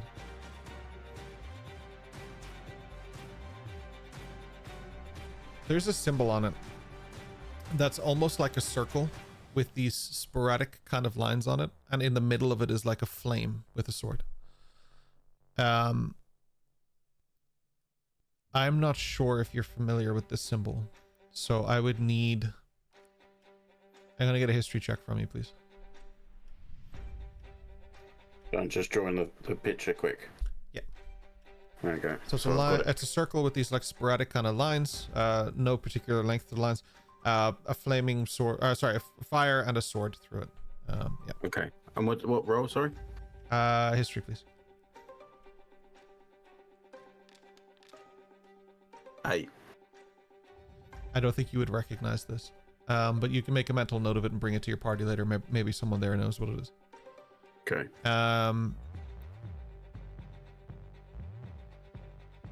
Apart from this gun, does she seem to be armed? For context for the other players, just to think about it, some of you have recently seen a symbol similar to this. Quite recently. Sorry, apart from the gun, does she seem to be armed? She's not armed at all. It sort of looks pistol-esque, but it's not necessarily a pistol, you know? Hmm. Like, it doesn't necessarily look like it's gonna fire bullets at you or anything like that. It's nothing like that. There's something different about it, but it has that same shape, and that's just more me to Ryan explaining. I don't think a Majorana would recognize this at all. Yeah. For all she knows, it could be like a drill or something. Just like going through the wall, and it fills again, and she chuckles.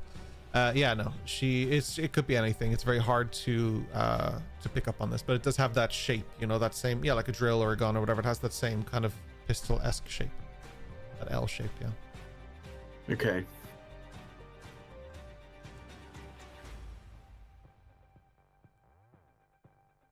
I'm gonna stay at least until she sets up this machine properly and see if that's what she's doing. Yeah, she's basically finished. I would say at this point would be her most distracted, but if you wanted to try it, I would say the notes would be now or never. Just not necessarily never, but now or not today, because she's probably going to be relying on them and using them shortly. So while her eye is off the proverbial ball, I would guess that this would be your moment. Should Yeah. you choose? I'm going to go and have a look. Going through as quickly the notes as I can, taking as much of the information in as I can, especially when it comes to what I might know of, like a changeling or even the name Slate or anything like that. Sure. What I'll get from you, if you don't mind, is one more stealth check for this. First of all, beyond that, I'm gonna make 25. Damn, man. I'm going to get you to do. This is an investigation check, but I want to give you advantage because you know what you're looking for and you're trying to find that specific thing. And I also want to give you disadvantage because this is in a hurry so that you don't get caught and so your stealth doesn't get ruined and destroyed by the fact that she's almost done. So what I'm going to do is just cancel it out. I'll give you a straight roll at this for investigation. But beyond the investigation, I also want a history check as well, so I know how much I can explain to you about certain aspects of what you're looking at. Okay. The history check, you can have advantage. Can I argue for a different skill? Okay. That yeah, I am flicking through this, but kind of like Johnny Five reading a book, you know, like going through the pages. Okay. Could I argue that with the quickness of my hands, I can like skim through and pick out what I need to? All right, give me a sleight of hand check, and if you get a 15 or higher, I'll say yes, you can change the check to like perception or something if you want to. Or Well, you try, oh, you sleight actually of hand. 2 sleight of hand? Okay. Yeah, that's what I'm actually trying to do. Okay. Is I'm, you know, like when you go through a Flickr book, Okay. and you're like, oh, that's the page I want, kind of thing. If not, that's fine. The sleight of hand is more, it is dexterity with your hands, but that doesn't control your eyes. Yeah. But what I'll let you do is, if you, okay, give me the sleight of hand check. If you get this above a 15 on the sleight of hand check, you can add your proficiency again to the check that you're doing for the investigation form. Is that okay? Okay. Yeah, perfect. Okay. Ooh, 15. Exactly a 15? Holy shit. Okay, yeah, you can add, so you can do a investigation check here, but add your proficiency again. Even if it's already included, you have expertise in this roll then. If you've already expertise, then just add proficiency again. Just give yourself the extra boon of proficiency to this. What is our proficiency now? I think it's just 2 at level 1, right? I don't know where it is on the sheet. That's the Give me a problem. second. Oh, proficiency 2. Yeah. 2, yeah. So +2 and roll. Ha you piece 9. of. I don't know if you have inspiration. Today's the day. No, I you don't? used it. I used it last week, yeah. 9. Okay. You get very... Oh, I need the history check as well, sorry. You want to just be fucking good now. No. It's not one. You watch this be good and you literally... Just the roll. I saw the roll and the crack on the screen.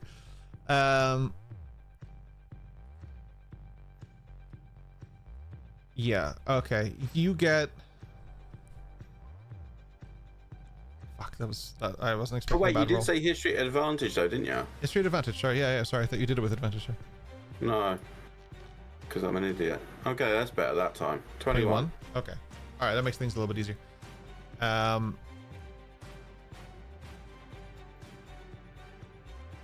Okay, so with the investigation being low, it's because you're moving too quickly, but you have to. You're trying to find a keyword. Yeah. You're just scanning the page, next page, scanning the page, next page. But there are a few things you pick up on that resonate with you. In the older section of the notes, flicking through, you see Malachi, Asmos. You see breakthrough in large letters underlined. You see Elias. You see something alluding to the crisis response unit, which obviously you recognize, you know what they are at this point, so I don't need to add that to your history check, but you have a familiarity with them. You see raised threats.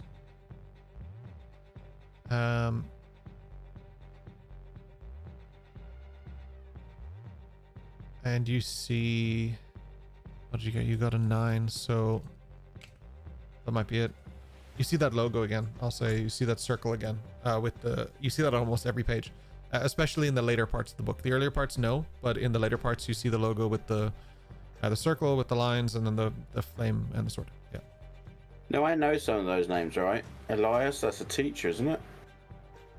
If you know I've them or heard not is something you would have to know rather than me. Yeah. I know the names. I have to look it up. Anything that kind of describes Slate? Not particularly, no. Not on a 9 that you would have picked up, no. Yeah. What I gave you is pretty much what you get. Now you can try again if you want to. I would say you can have 2 tries at things, but you would have to do the stealth and stuff again. At this point, you're like the vet who has their entire wrist up the back of the cow. Like, it's very hard to get away from this situation if she turns around. Like, you're in deep. Yeah. Yeah. She Magiana's like, duck for a second while she like ting, like moves a couple of things and then straight back in it to go again. Okay. To get what she can.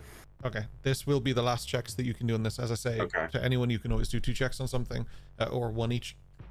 But that's just to prevent it from getting stale, from keep going and going and going. Yeah. So, perfect. Just to clarify, that's a home rule, by the way. It's not a D&D thing. Yeah, so it's the same again. So I need stealth, first of all. Then it's investigation and history. History you can have with advantage. Stealth is 11, so I'm guessing she notices me first of all. Yeah, you move back to the documents, and then the tinging stops. I was under the impression this was a private quarters. No, I was under the impression that we didn't have megalomaniacs in the school. I'm not the maniac. So you are Megla. If you could see her face. The maniac is the one who thinks that bringing all of these people here together is not more volatile than anything I can create. And believe me, I've created some volatile things. I can't necessarily disagree with you. That's why I was interested by you. She stands up and she walks over. She places her hand on the book and she closes it. She takes it, puts it in her satchel.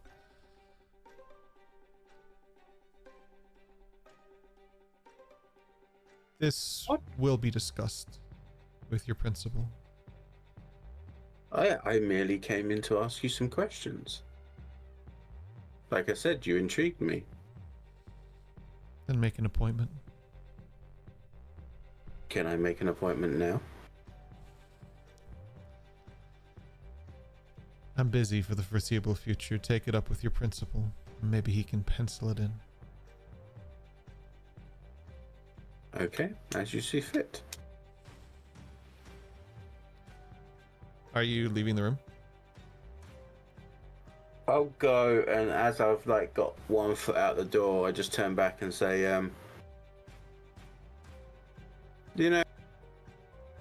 one good thing about this school is you meet all types. Types that can do magical things, types that can cut people's heads off, types that can change at will. Is there any reaction? You'll have to make an insight check, and this is going to be a disadvantage because her face is a stone cold smirk. Picking up on any subtle change is like professional hard level here.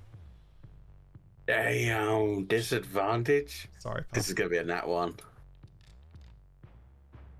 Oh, alright. A 12? 12 isn't bad.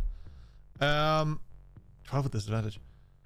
There's no noticeable change, but I'll say that you pick up on the fact that she may be covering that on purpose. So it's not a case where perhaps there was no reaction. It's a case where she intentionally masked her reaction and maintained her smirk. Mm-hmm.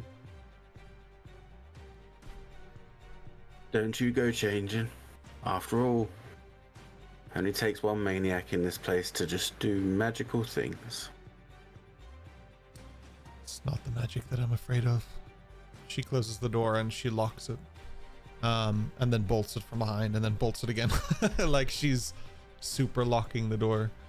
As you make your way out, there's a lot to kind of pick up from that and take away from that. Yeah. What is Madriana doing? I'm going straight to the library for EOS.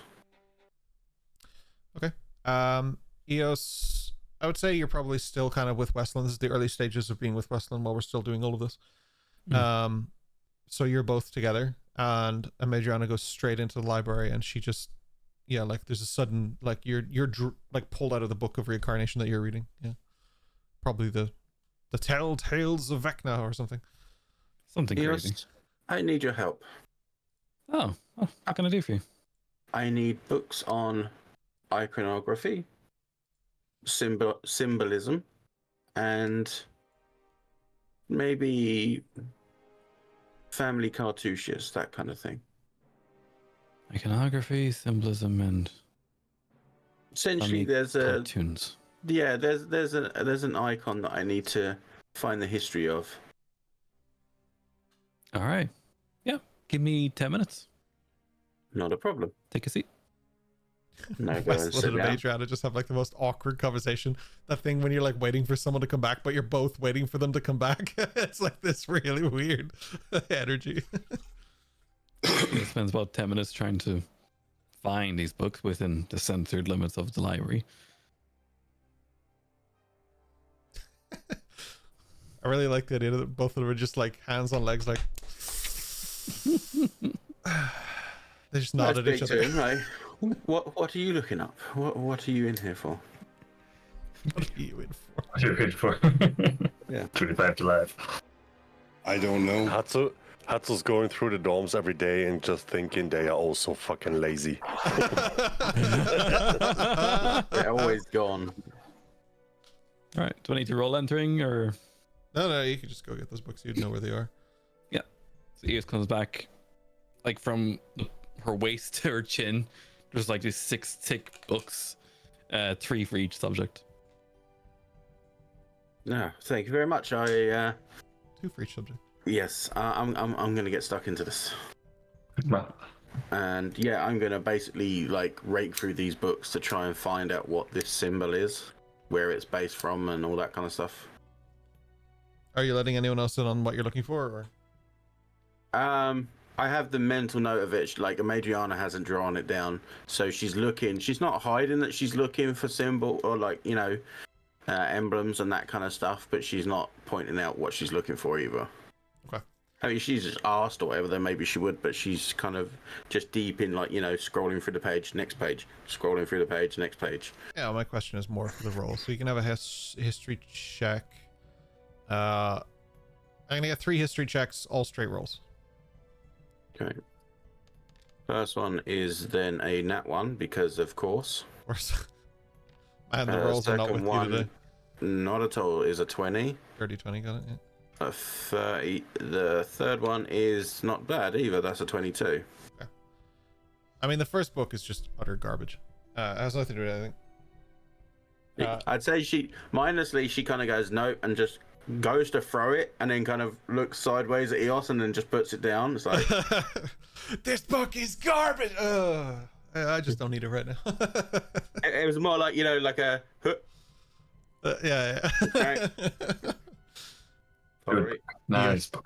Eos's peppermint tea just burns you slightly. Yeah, that's no problem. Yeah, you put the book down.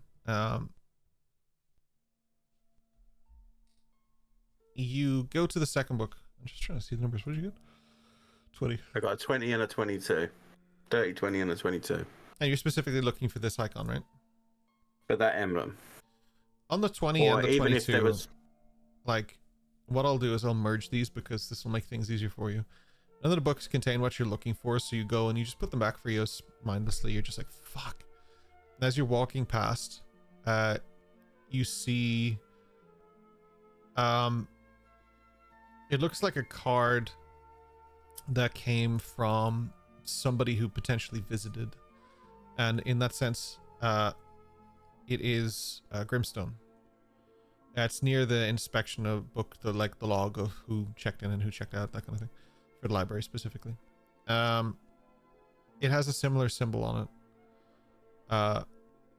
It would be something connected to both of these figures, so something nudges in your brain. Now I'm going to throw it to the class for just a moment, because I know multiple people have seen this logo before, and I'm curious if anyone has put it together. If not, don't worry about it.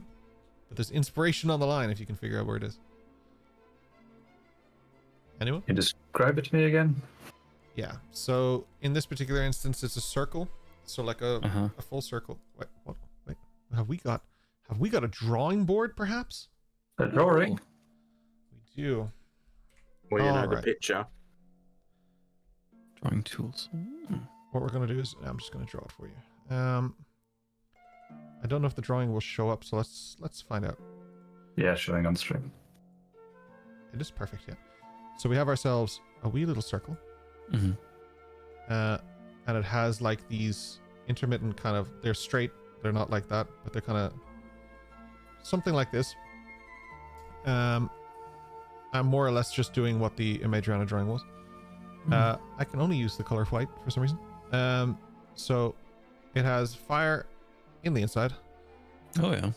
And a sword going through it. Roughly. With that in mind, does anyone have any idea what this may represent? And I can tell you that 3 of you have recently seen it. It's not the Omega verse. Crisis response unit. Close, but no cigar. It's not the Omegaverse symbol. No, that is just the Omega symbol. Is that Fire department. Yes. Rory got it. It's the fire department. Literally I actually don't know if I ever 'cause the occurred to sword's me in to fire. put in a fire department in this campaign, so I really Oh, should. you might want to. Yeah. is it the dude with the ship? It's not the dude with the ship. All right, so Teddy Grims? you find a book, and it has to do with Scorchwood. And the place that this was most recently seen for the rest of you was on Slate's arm, quite recently. Yeah, this is the logo for Scorchwood. Quite specifically, when you pull out the book that has to do with it, because you realized where it may be coming from, it's the Scorchwood Correctional Facility. Like that book would have been useful about half an hour ago. So these motherfuckers think that they, or tell us that they're trying to save the world and stuff, and they're creating fucking monsters. The fact that you only think it's half an hour ago is shocking. Yeah. Time is just irrelevant when we're playing. Honestly, like we get to the end of this like every the time. wine. I'm like, Yeah, I know. Yeah, we're at the wind down of this match, baby. Sorry, Adriana, go ahead.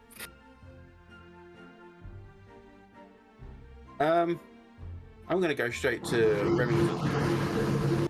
Oh shit. Okay. There's no point for fucking about on this one. That goes How against else do you find everything. out? This goes against everything that all D&D players believe in. Okay, so you approach Remington's office. You knock on the door. Whoever has the loud noise in the background needs to mute themselves for me, please. And if you don't hear the noise, it was you. Yeah, you go to Remington's office. You open the door. Well, I knock first. Oh, you I knock. Yeah. You knock on the door and open it, and he's in there, and he's like, Major, it's good to see you. Yes, Just give me a moment for my accent to warm up. It'll get there. A bit of a frog in the throat, I guess. Yes, every time. Okay. I'm not one for generally messing around. I would say not, no.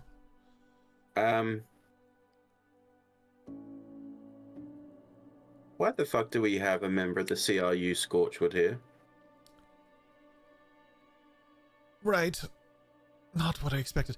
If you could close the door, my dear, that would be all right with me. I know you said awesome, but that's like a Ken thing, not a Remington thing. That would be awesome. Yeah. I'll shut the door, yeah. and I'll take a seat if it's offered. Yes, of course, yes. Would you like some tea? I've grown quite fond of peppermint. I think I've actually overdosed on that a little bit recently. Not possible. I'll make 2 for myself. Yes. So, what is she doing here? Who is she?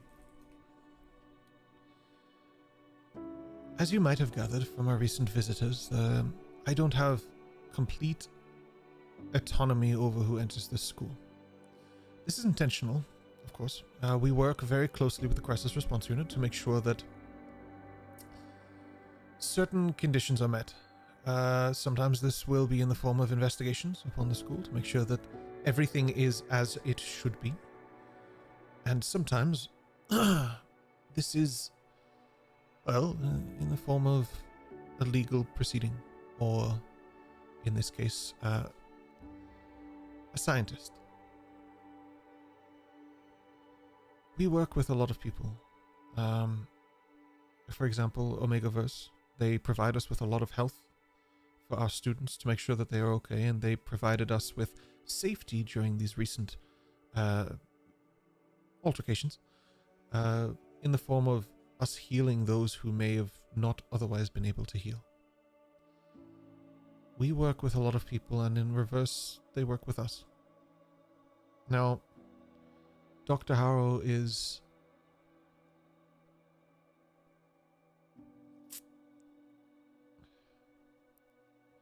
she's not so much a member of the Crisis Response Unit.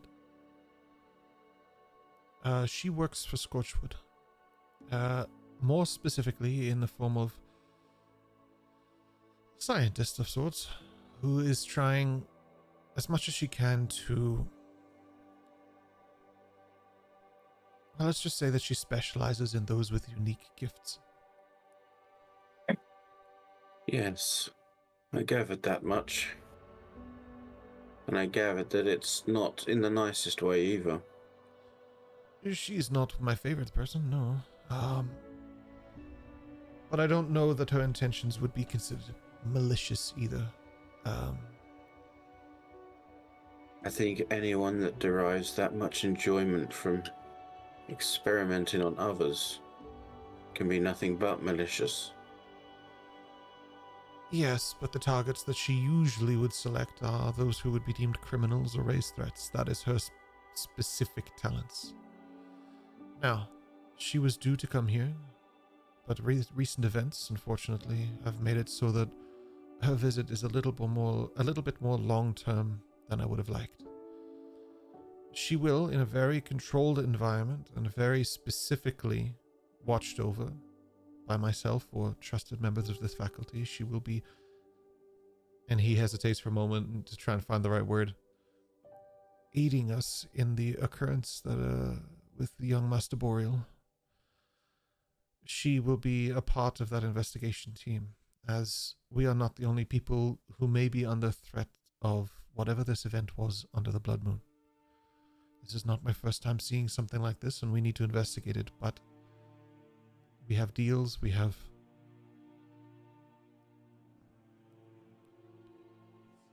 we have to be compliant a little. Now, that doesn't mean they can come here and run amok, but it does mean that our doors do have to be open to these specific people. You...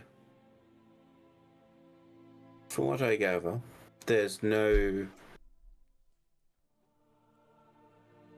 let's be blunt, shall we? There's no getting around it. The people that are here are because you chose them to be here.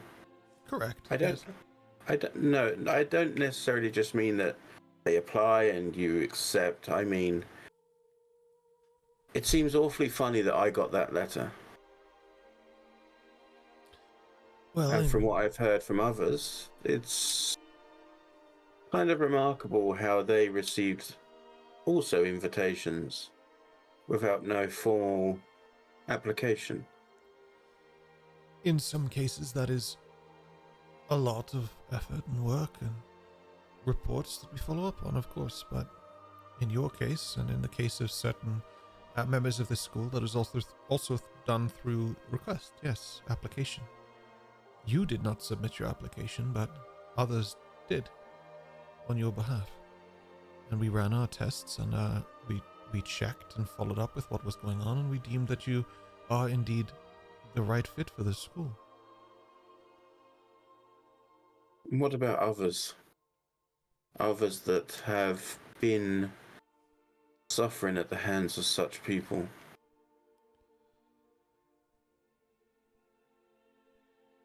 What about their safety? I know what you mean, and I feel the same as you do, believe me. But there are certain things that need to be handled correctly in the light. And as you rightly know, there are certain things that must be taken care of in the dark. It does not mean that I do not care for what happens to the students here, or that I do not care for what it... He calms himself down before he continues talking. What a special place I'm sure Scorchwood is. But at the same time,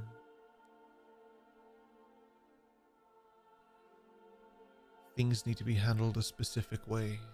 Otherwise, millennia of work is thrown away.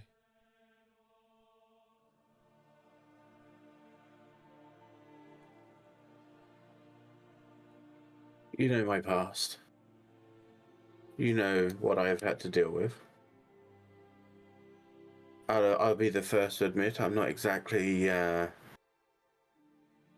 not used to having to explain actions.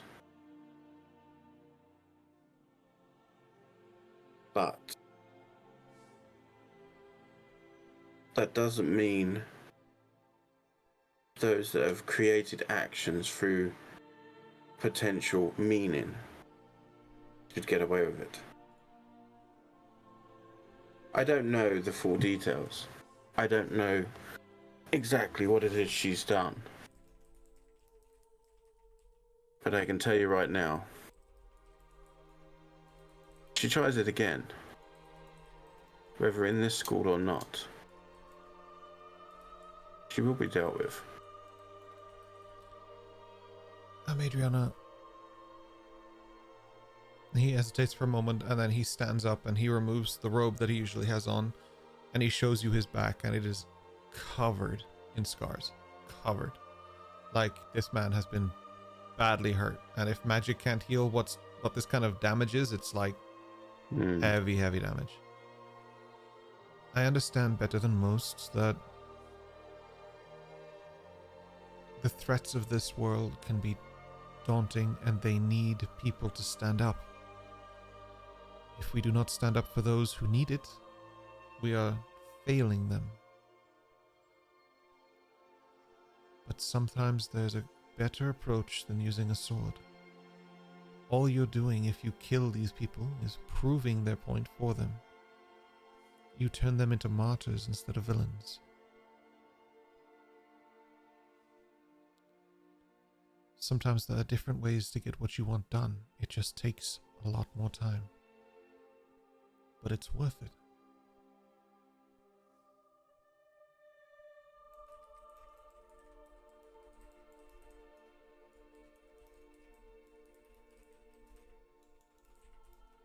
And for both of our sakes, I hope that somewhere I find the patience. Because right now, all I see is a lot of people being hurt for no reason other than other people's gratification. My dear, that's just because you see the picture from as close as you choose to look at it. But when the time is right, you will see the picture from a greater distance, and you will understand why we must do what we do, and they must do what they do. Their hate is born of ignorance and fear. And thankfully, a majority of the community just acts out through noise and creating the fog that it makes it difficult for us to see through, but that is all that it is noise and fog. But there are a select few who are considerably more dangerous, and the likes of Grimstone would be someone who would be on my list to immediately, as you said, take care of. But if I was to do that,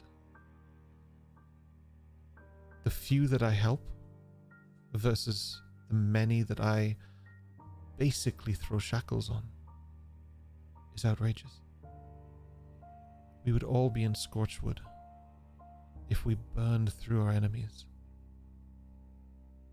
There are other ways to take care of this, but it just takes more time and patience and resilience.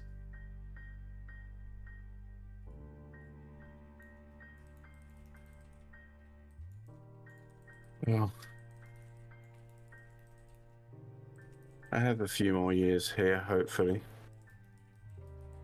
I guess we'll see how long it takes for things to actually change.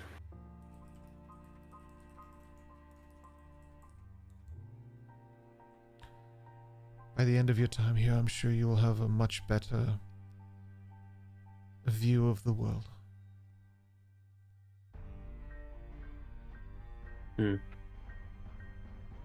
Honestly, the world that I came from was pretty shit. But it seems like it's a whole lot worse out here.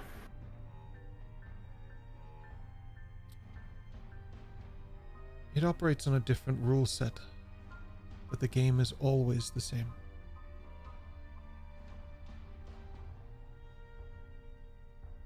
Fighting for what you want through violence is not going to get you what you need. It's so hard to remember what it's like to walk amongst the people when you fly above them, Amadriana. But maybe it's time to stop isolating yourself. Talk to them. Learn from them. Talk to Dash. He has a very keen experience with the likes of the crisis response unit and their involvement in Palperoth. He would understand.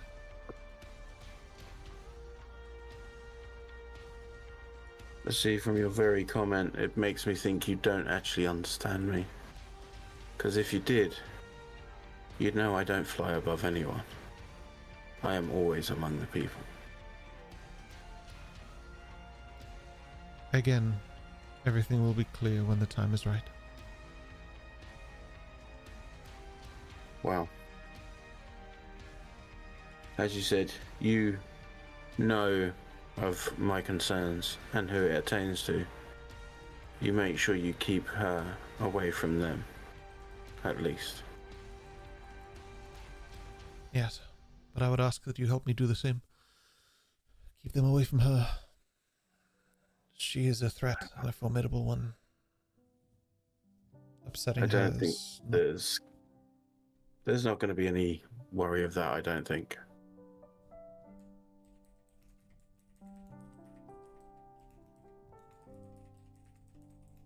Well, I guess we'll have to see how things go, won't we? I don't mean to put you in a difficult position. And I am also very grateful of the opportunity I've been given. I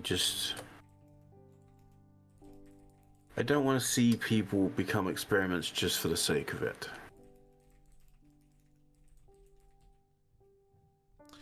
I would agree. But it's never just for the sake of it.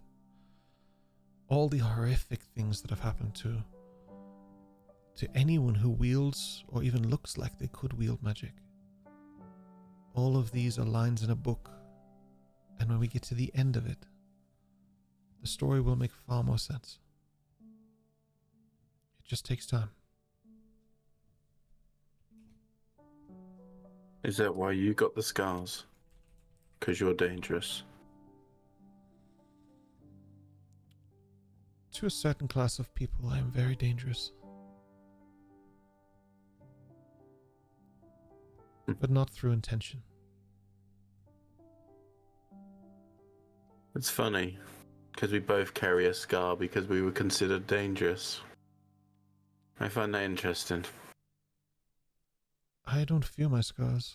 They are a constant reminder of how dangerous I actually am. Because in time,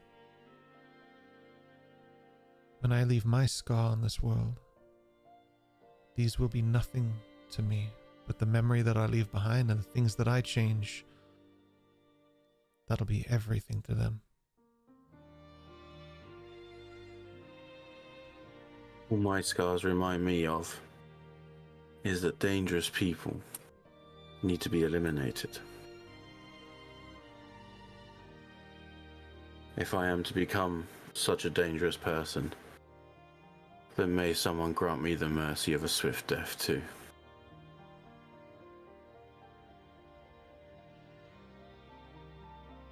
Good day, Remington. I have a lot of faith in you, Adriana. Faith hasn't done a lot for most of our kind, not from what I've heard in these walls. But I appreciate the sentiment. With that, you make your way out the door, and the door just closes behind you. Are you regrouping? I think Adriana would go and she'd go back to the room and kind of she'd be as sneaky as possible in the room to start with. Obviously, if Slate's still clean or whatever, listening in and stuff, that kind of way. And then, yeah, she'll knock on his door.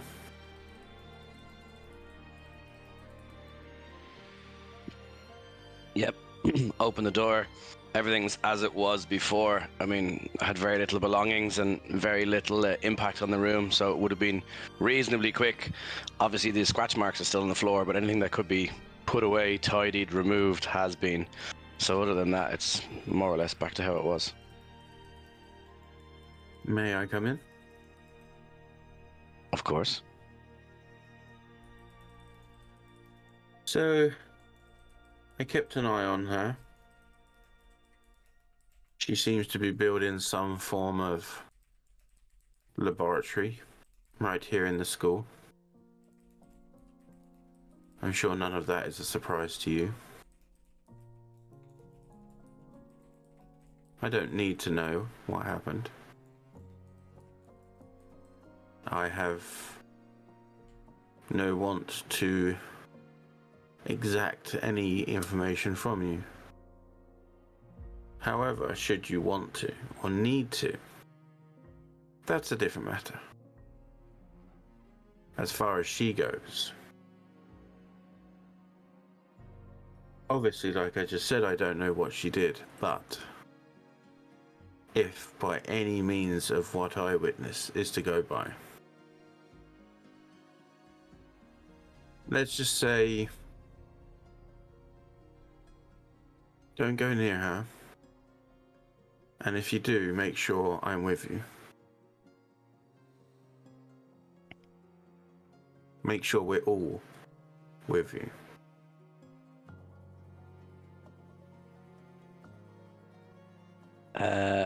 I'm going to ask if everyone could take their headphones off, please. I assume not Ryan, right?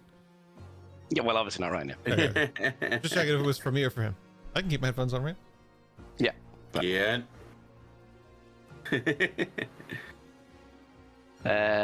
So for this next bit, I would say that I would want every detail of every moment of every breath you had since we left each other. So I would get you to tell me everything that happened, everything you did, everything you saw, so that I would know what you know. This is the first part of this. I'd give you all the names, what happened, the symbol. She'd be watching for responses as well whenever she said certain names and showed you the symbol and that kind of stuff.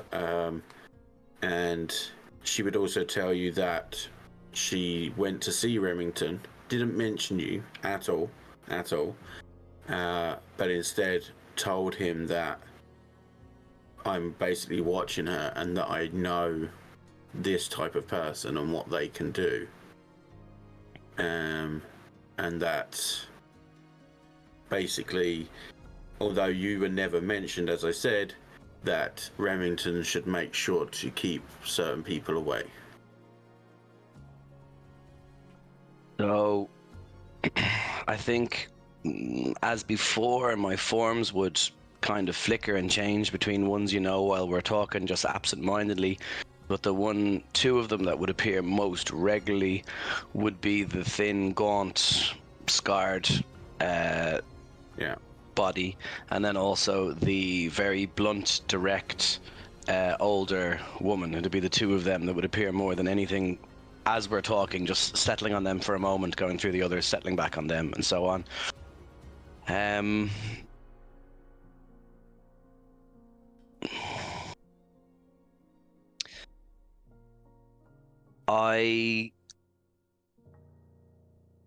I'm worried for the school, for the safety of everybody in it.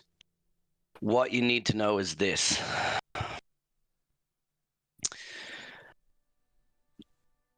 Dr. Harrow and I have a past, and all I can tell you is it was all about observation, experimentation. I don't remember anything before Dr. Harrow. Of me, of my life, anything. I came to know my powers with the name Dr. Harrow on everyone's lips. There's a weight and a fear to her name. People came, did things. Her name was always on their lips. She was never far from their minds. That security guard you saw, that's how I escaped. That's how I got out of there. And I've been running ever since.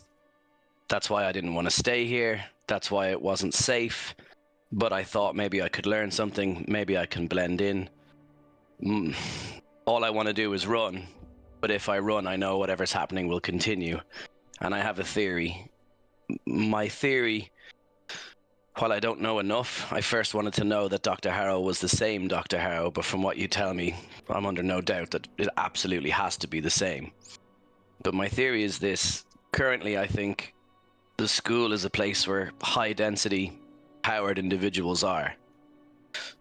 It allows them to do open testing.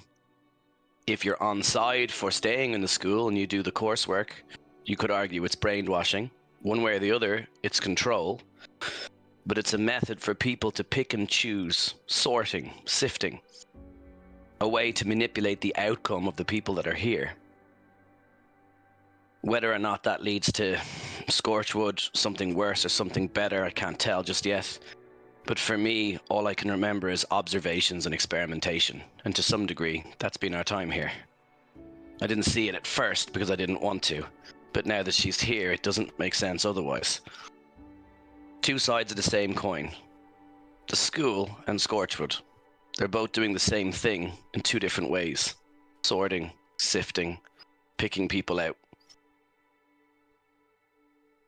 What I need to know, or what I want to know, is between this carrot and stick, the two sides of the coin, who funds it, who controls it, who steers it?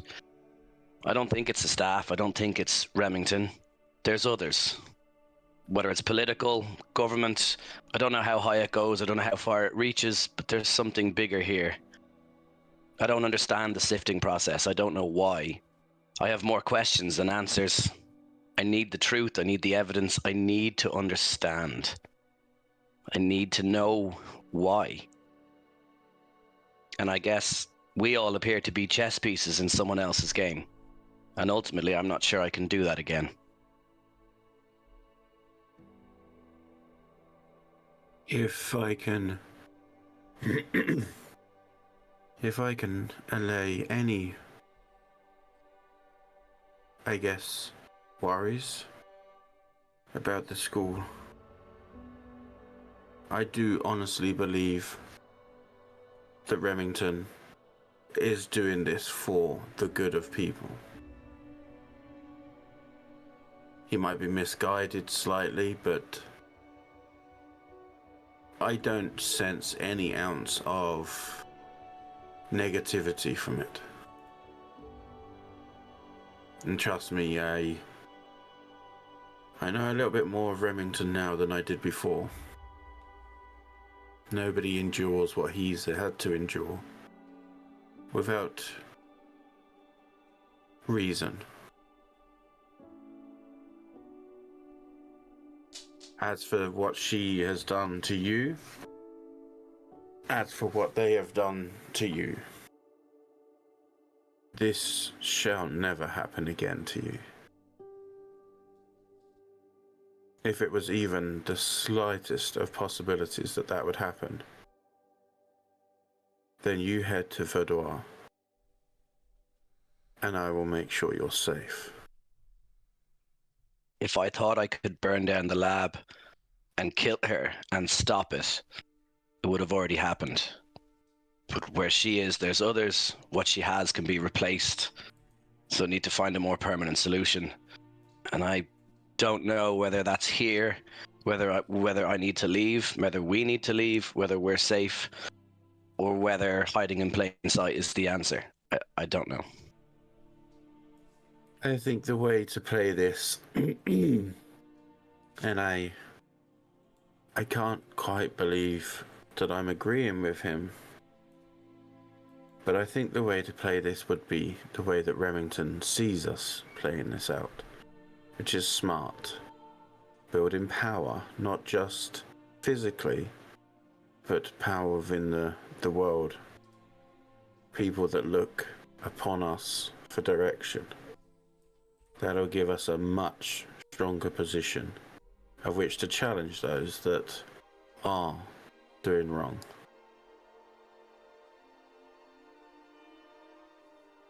What about that two sides of the coin, the carrot and the stick?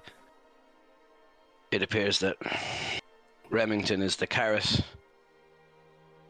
Thaddeus, herself, they're all the stick. So we need more people on our side than theirs, but we need to find out who we can trust and how. And I don't know where to start. And I took a gamble with you, and I'm glad that I did.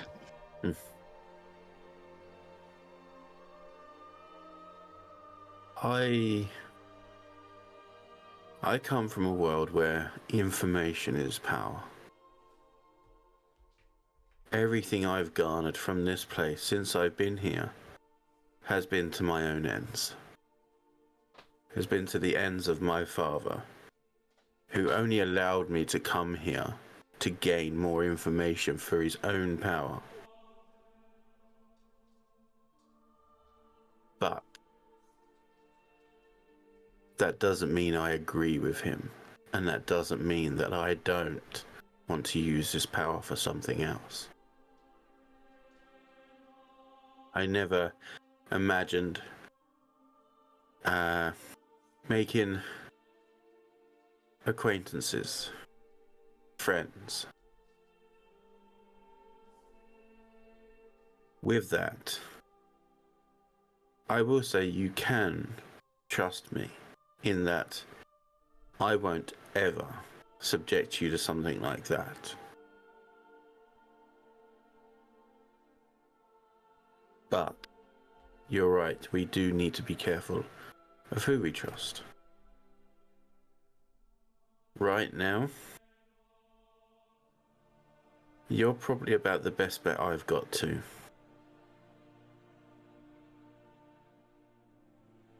I don't know if she knows that I'm here, and I don't know if she does what that means for me, or who I should be or how I should act. I haven't figured that out yet. How you should be and how you should act is whatever you would consider the best possible version of yourself. This version, this sickly, gaunt version of yourself, don't ever show her that. Ever. Swallow it. Take every bit of it and make sure she knows that you don't give a shit about what she's done because you are beyond her. Hell her. Except I'm not. And then I'm going to show you the bracelet, the bangle, whatever it is. That I'm going to explain, basically, to keep it brief, that when was with Dr. Harrow and the others, how they knew I was me was because I always had that on and I can't get it off. I've never been able to get it off. So whoever I change into, I always have that on my wrist. And that's how they used to keep me as me. You could always tell when I changed to somebody else, so I could never escape until I did. Can I take a look at it? Is there any way for me to disconnect this thing, Roper? Probably easily. I don't know if there's a want there for that from him, but yeah, probably easily you could maybe. It is just a shackle after all. I tell you what. We each have our things to hide, right? You know mine. How about we both unshackle ourselves and start actually living how we should be? And I take out my dagger and I place it under the bracelet on his wrist, but I don't move it to see if Slate paws against it to cut it, to get it off.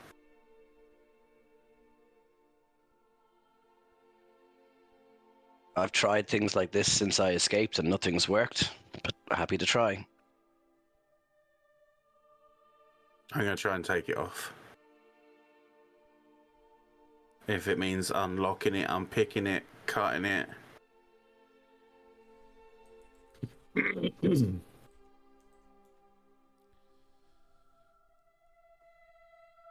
It's a standard shackle. Like, visually speaking, it's just normal. There's nothing to it. There's no real... Like, there's nothing that strikes you as weird. Until you try to remove it. Everything you did should have worked, not just one thing. I'm not even going to make you roll for it. Everything you did should have worked. No.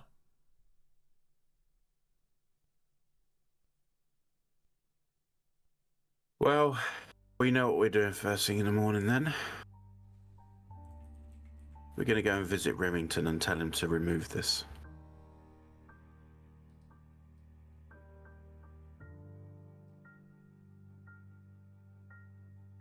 Tomorrow, you start your life as whoever you choose to be.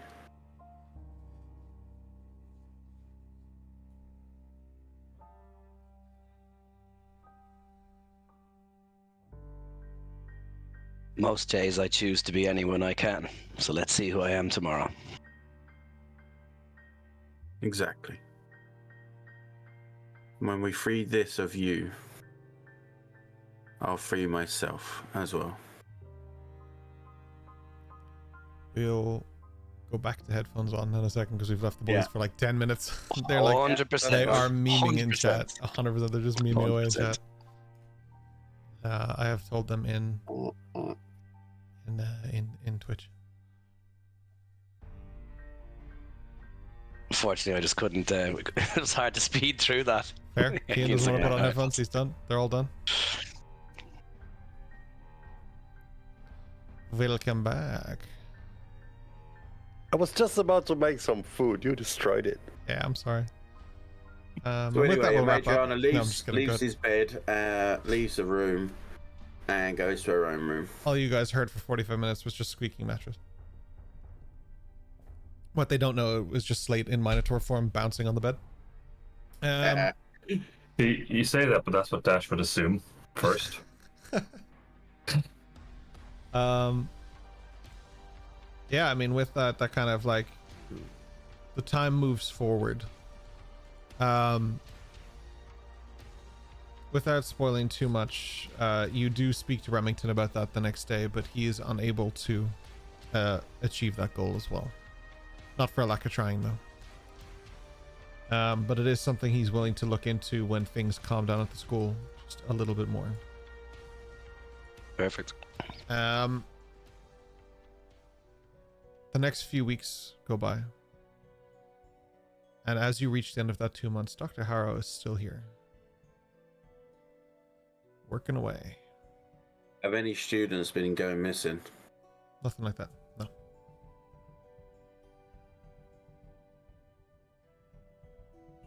any experimentation that we've seen outside of the room? Not really, but like Boreal would have mentioned to Hatsu, and it's a very happy Hatsu with his coffee now, would have mentioned that she has been there quite often, like trying to research, investigate, test his power, see what scope he has of like what he can do. I'm putting a lot of emphasis on that. But yeah, like with that in mind, it's just besides that, because you guys put a lot of time into that and your classwork, because in some capacity you have to. That is mostly a majority of the 2 months. How much of this is all discussed as a group of what you guys individually did, so that we can sort of realize what has been done and what has been said, and we know what people can kind of talk about, because it's been a long 2 months for you guys. Well, Madriana certainly wouldn't say anything about anyone or anything she was doing, and unless they did. Cool. She'd be keeping it to herself. Yeah, compliance. You don't say anything about anyone unless they've said it to you. Got it. Exactly. Yeah. What about the rest of you? Anything being discussed or brought across? Dash, have you done your 2 months? I don't actually know what did you do? Mostly it would have been focusing on lessons. It would have been starting to take more similar to what Adriana did, sitting in on some of the arcane classes to kind of get a feel for things, wizardry, sorcery, those kind of things to educate myself on. And put other stuff kind of to the back of, won't say to the back of my mind, but middle, so that if something came up that would be referencing Scorchwood, then of course you'd be like, oh, let me see if that leads anywhere.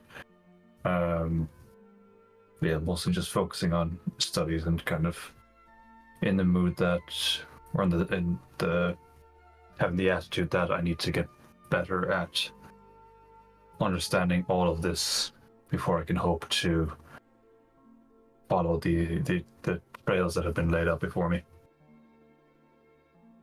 And the rest of you, we've kind of talked about your time and your months and stuff, but Hatsu would have shared the bread that he got from Kokoro with Boreal.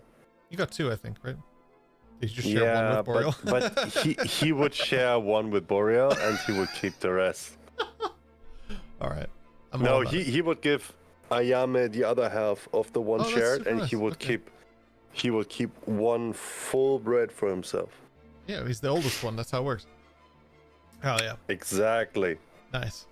And I'd say the rest of the time is mostly you just focusing on discipline, training, waiting for any information, that kind of thing. Got it. Anything else discussed amongst yourselves? I would just say in one sentence that obviously Slate would just make it known that everyone, I presume everybody over the next couple of weeks and months would know that there is a Dr. Harrow who is in the school, operating, working, doing something. So I would just make it known that I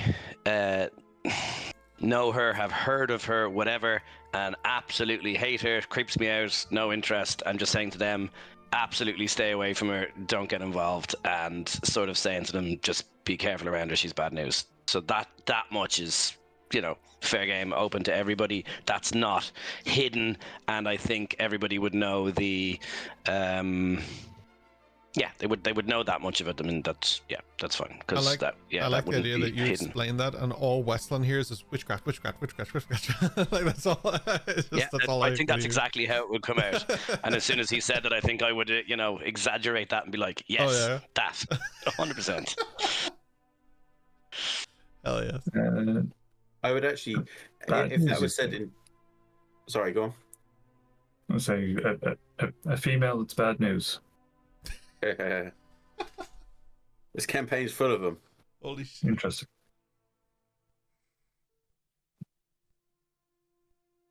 With Slate saying that to everyone and like bigging it up more to Wesleyan. In Wildspeak, I'd just say to Wesleyan, if anyone was going to be your hag, it would be this one probably. do you mean? The witch you set upon the sea. Everyone here is a witch who is set upon the sea. But she's the one that seems to guide them. She's the one that controls them. I thought the ones that guided them all died. Apparently not.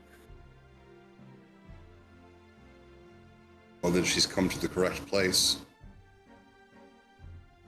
This is where they live. Yeah.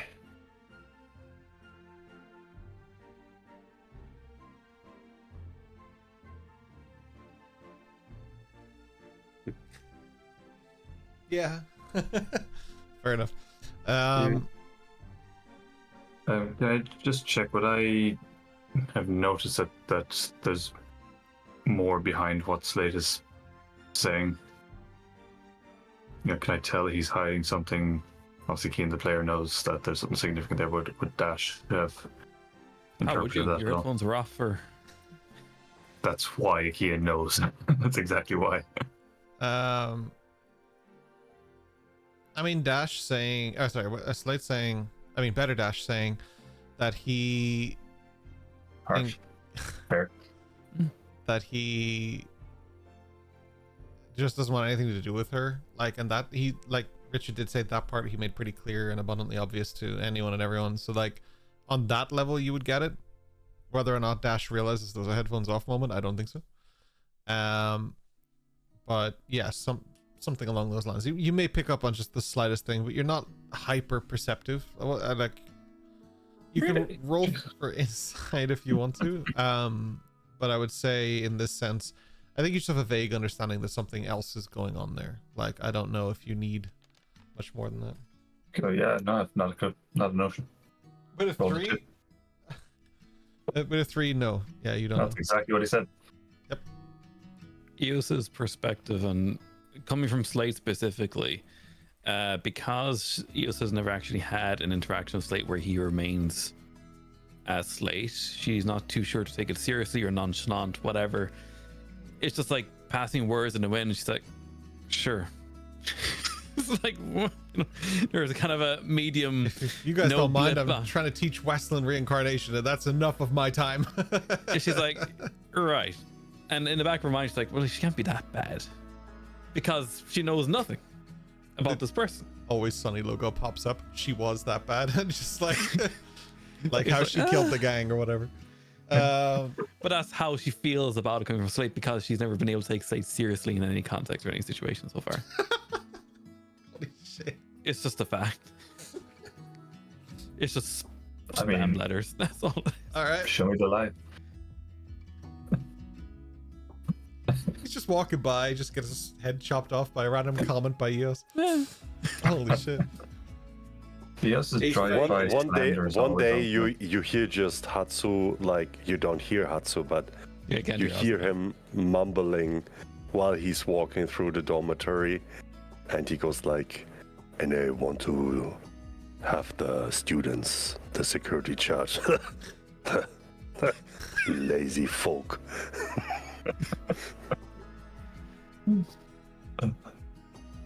Also brings me to my next point. Very nicely, thank you. Almost as if you were paid for that segue or something. The security has changed in the school.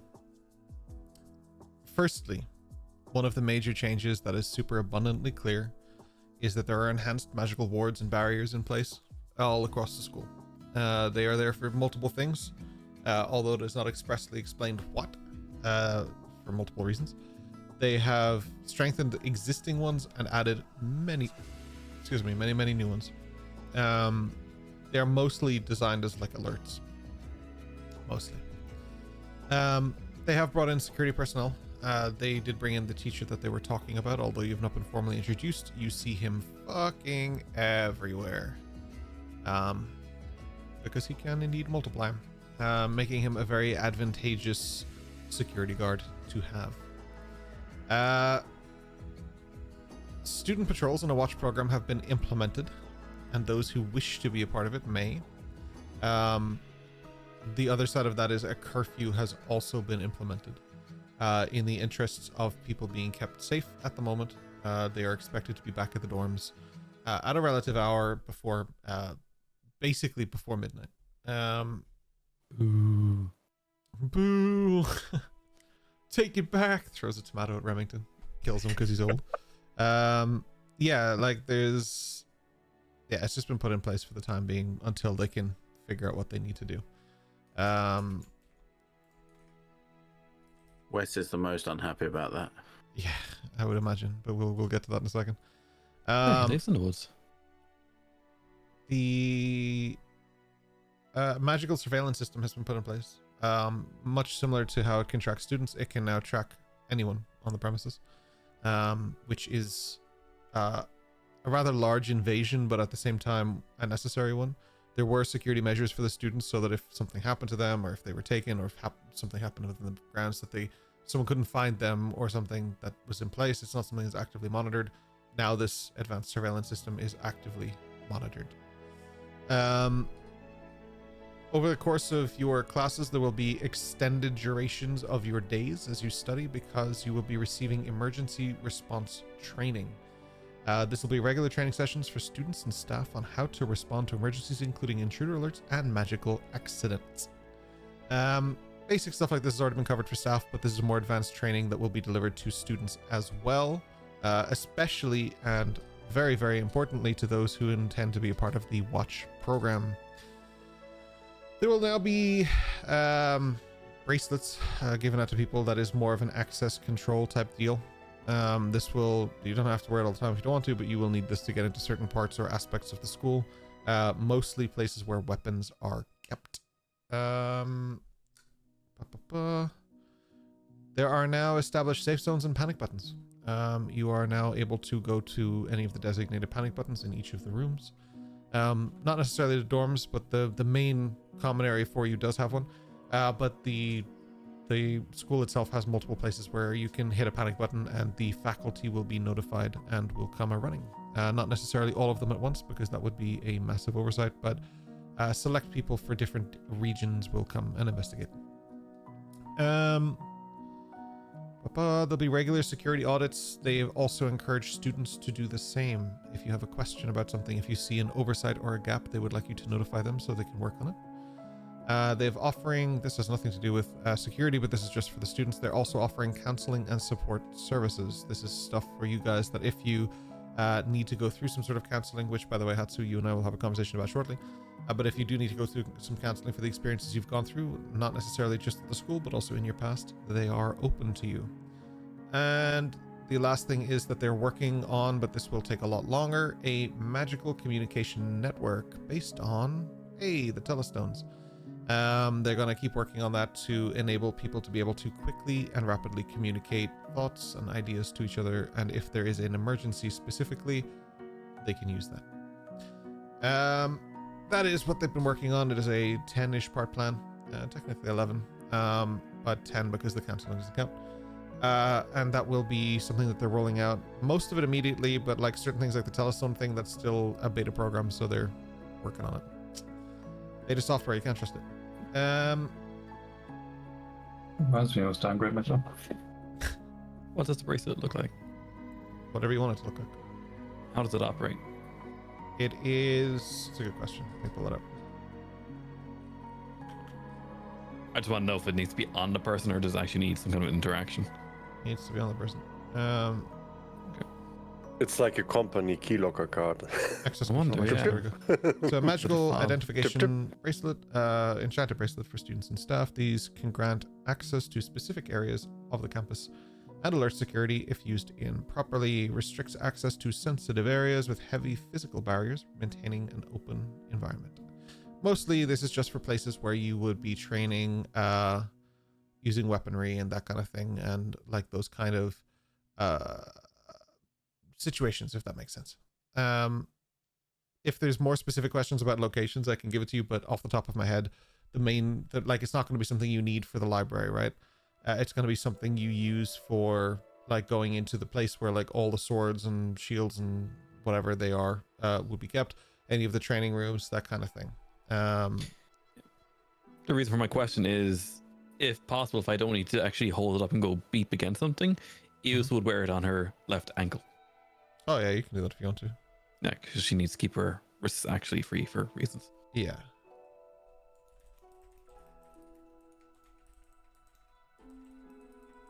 That is all. Cool. Any other questions from anyone else? Nope. Yeah, sorry, they decided to start paving, so ignore the sound. Perfect. Yeah, 10 o'clock at night is the best time for that. It's right outside. It's right outside my window right now. So apologies for all of the mechanical sounds that suddenly started. It's very loud.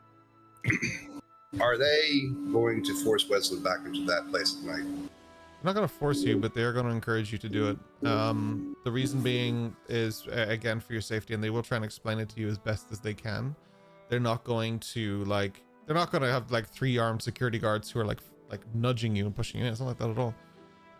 But they understand your situation is a little different. You sleep in the woods. You're not the first like druidic influenced person to walk through these walls. This isn't the first person who's wanted to sleep in the woods. They can help facilitate that, but they would need somebody nearby to make sure that you are okay basically at all times. That would be the compromise, which isn't as compromising as it sounds, but it's the best that they can really do in this situation, because if something happens, it's because they didn't pay enough attention to that one specific area with that one specific student, right? So everyone kind of has to get the same treatment. Safer in the woods than it is there, for a myriad of reasons. So they'll have some security nearby that you can call out to if there's an issue. They won't be in your face or anything. They're not going to do that, but it's just they'll be nearby. Security guard in the woods now. Just a lumberjack. Helps with the witches. Yeah. Just a lumberjack. Are they a witch? Is it a normal security guard? Or is it a witch guard? It's not a witch. Remington thinks for a while. He's like, no, it's not a witch. I don't know. Like when Westland sees like 30 of them, is he gonna think Witch? John Witch? Yeah. When Westland sees like 30 of those dudes, he's gonna think it's a witch anyway, because it's just this guy that's just everywhere as fast as can be. Like, I don't know. Like I think there's becoming a bit of a like there's witches Oh God, and they do like magic. Yeah, I know it's really bad. it's crazy. Are they right next to the couch? It's just like near you. It's The camera's pans like is- 1 inch to the left, and there's just this guy with a right there. jackhammer. Like, Oh no, they haven't brought out the jackhammers yet. They're stripping the road. Oh my as god. you do at 10 o'clock at night. As one does. Apparently they're gonna be doing it until 6 in the morning. Oh my goodness. Yeah, because this is how the council works, right? Anyway. No, there seems to be witches. Like I think that Wesley's beginning to classify the people who are here as either witches or they are monsters. In the in between. Slate is a monster because he changes shape. Madriana, in his vision, a monster because she's got wings, but he's not sure. He is probably a monster because he's aging quickly. Hatsu covers his face and has never taken his mask off, so clearly a monster, because only a monster lights their face like that. I feel like we're Must be a monster's RPing face. like Westland having tinnitus while he's talking about all of this, because that ringing in the back just gets louder as he talks, and then it fades out, and then it comes back and fades out. Yeah. Well, because I'm just like moving back and forth in front of my window, just it's You're I'm good, sorry. you're it's good. bad. I'm sorry. I keep derailing it. It's just funny. It's added flavor for the It is, yeah. chaos in his brain. Yeah. But see, for just the to get rid of confusion. him, just scream out, "I'm gonna kill those fucking witches," and then they'll disappear. They'll I run away. think you're a won't witch, and you're a fucking witch. Just You're like all a- witches! But clearly, the conclusion is there are monsters and there are witches. This is a school or a place in which they converge. Westland's just playing Supernatural. He's not even He's like great. he's just a hunter in Supernatural. That's all he's doing. Maybe, I don't know. He may be a monster himself. But yeah, no, he will refuse to go in there at night. He will stay here. He's safer here. they? Wait, Comma, thank you. is he gonna change his name at some point to Wes Helsing? Yes, yes. Mm. Gonna dash this whole thing down with gasoline. Saving people, hunting things, the family business. That's what his Right. book is. Like when he reads his book, that's on the cover. It was asked in chat, and it's a good question. We have had nay a word of ducky nor chicken. Oh, what a fuck. How is Ducky over the 2 months? Ducky's good. Ducky is actually quite good because of the continuous agility training and everything. So Ducky's in very, very good shape. Like Eo's swole only as shit, like the really muscly horse from was it Family Guy or something? Just had like this big giant horse. just for those who may not know, Eo speaks to Ducky in a specific language called Runic. Because as far as Eo's concerned, for everything she's interacted with, that's the only language Ducky seems to understand, and that works just fine. Ducky just talks back in common, yeah. Probably. Just Eo sees subtitles. I don't want to sing.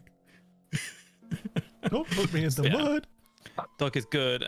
Eos is always proactively making sure to keep Ducky in shape and happy. Nice. Chicken is everywhere you guys go. Mostly eating roast chicken. Unknown where it comes from. They are a happy fox. They spend a majority of their time with Westland, so if he's in the woods, they are in the woods.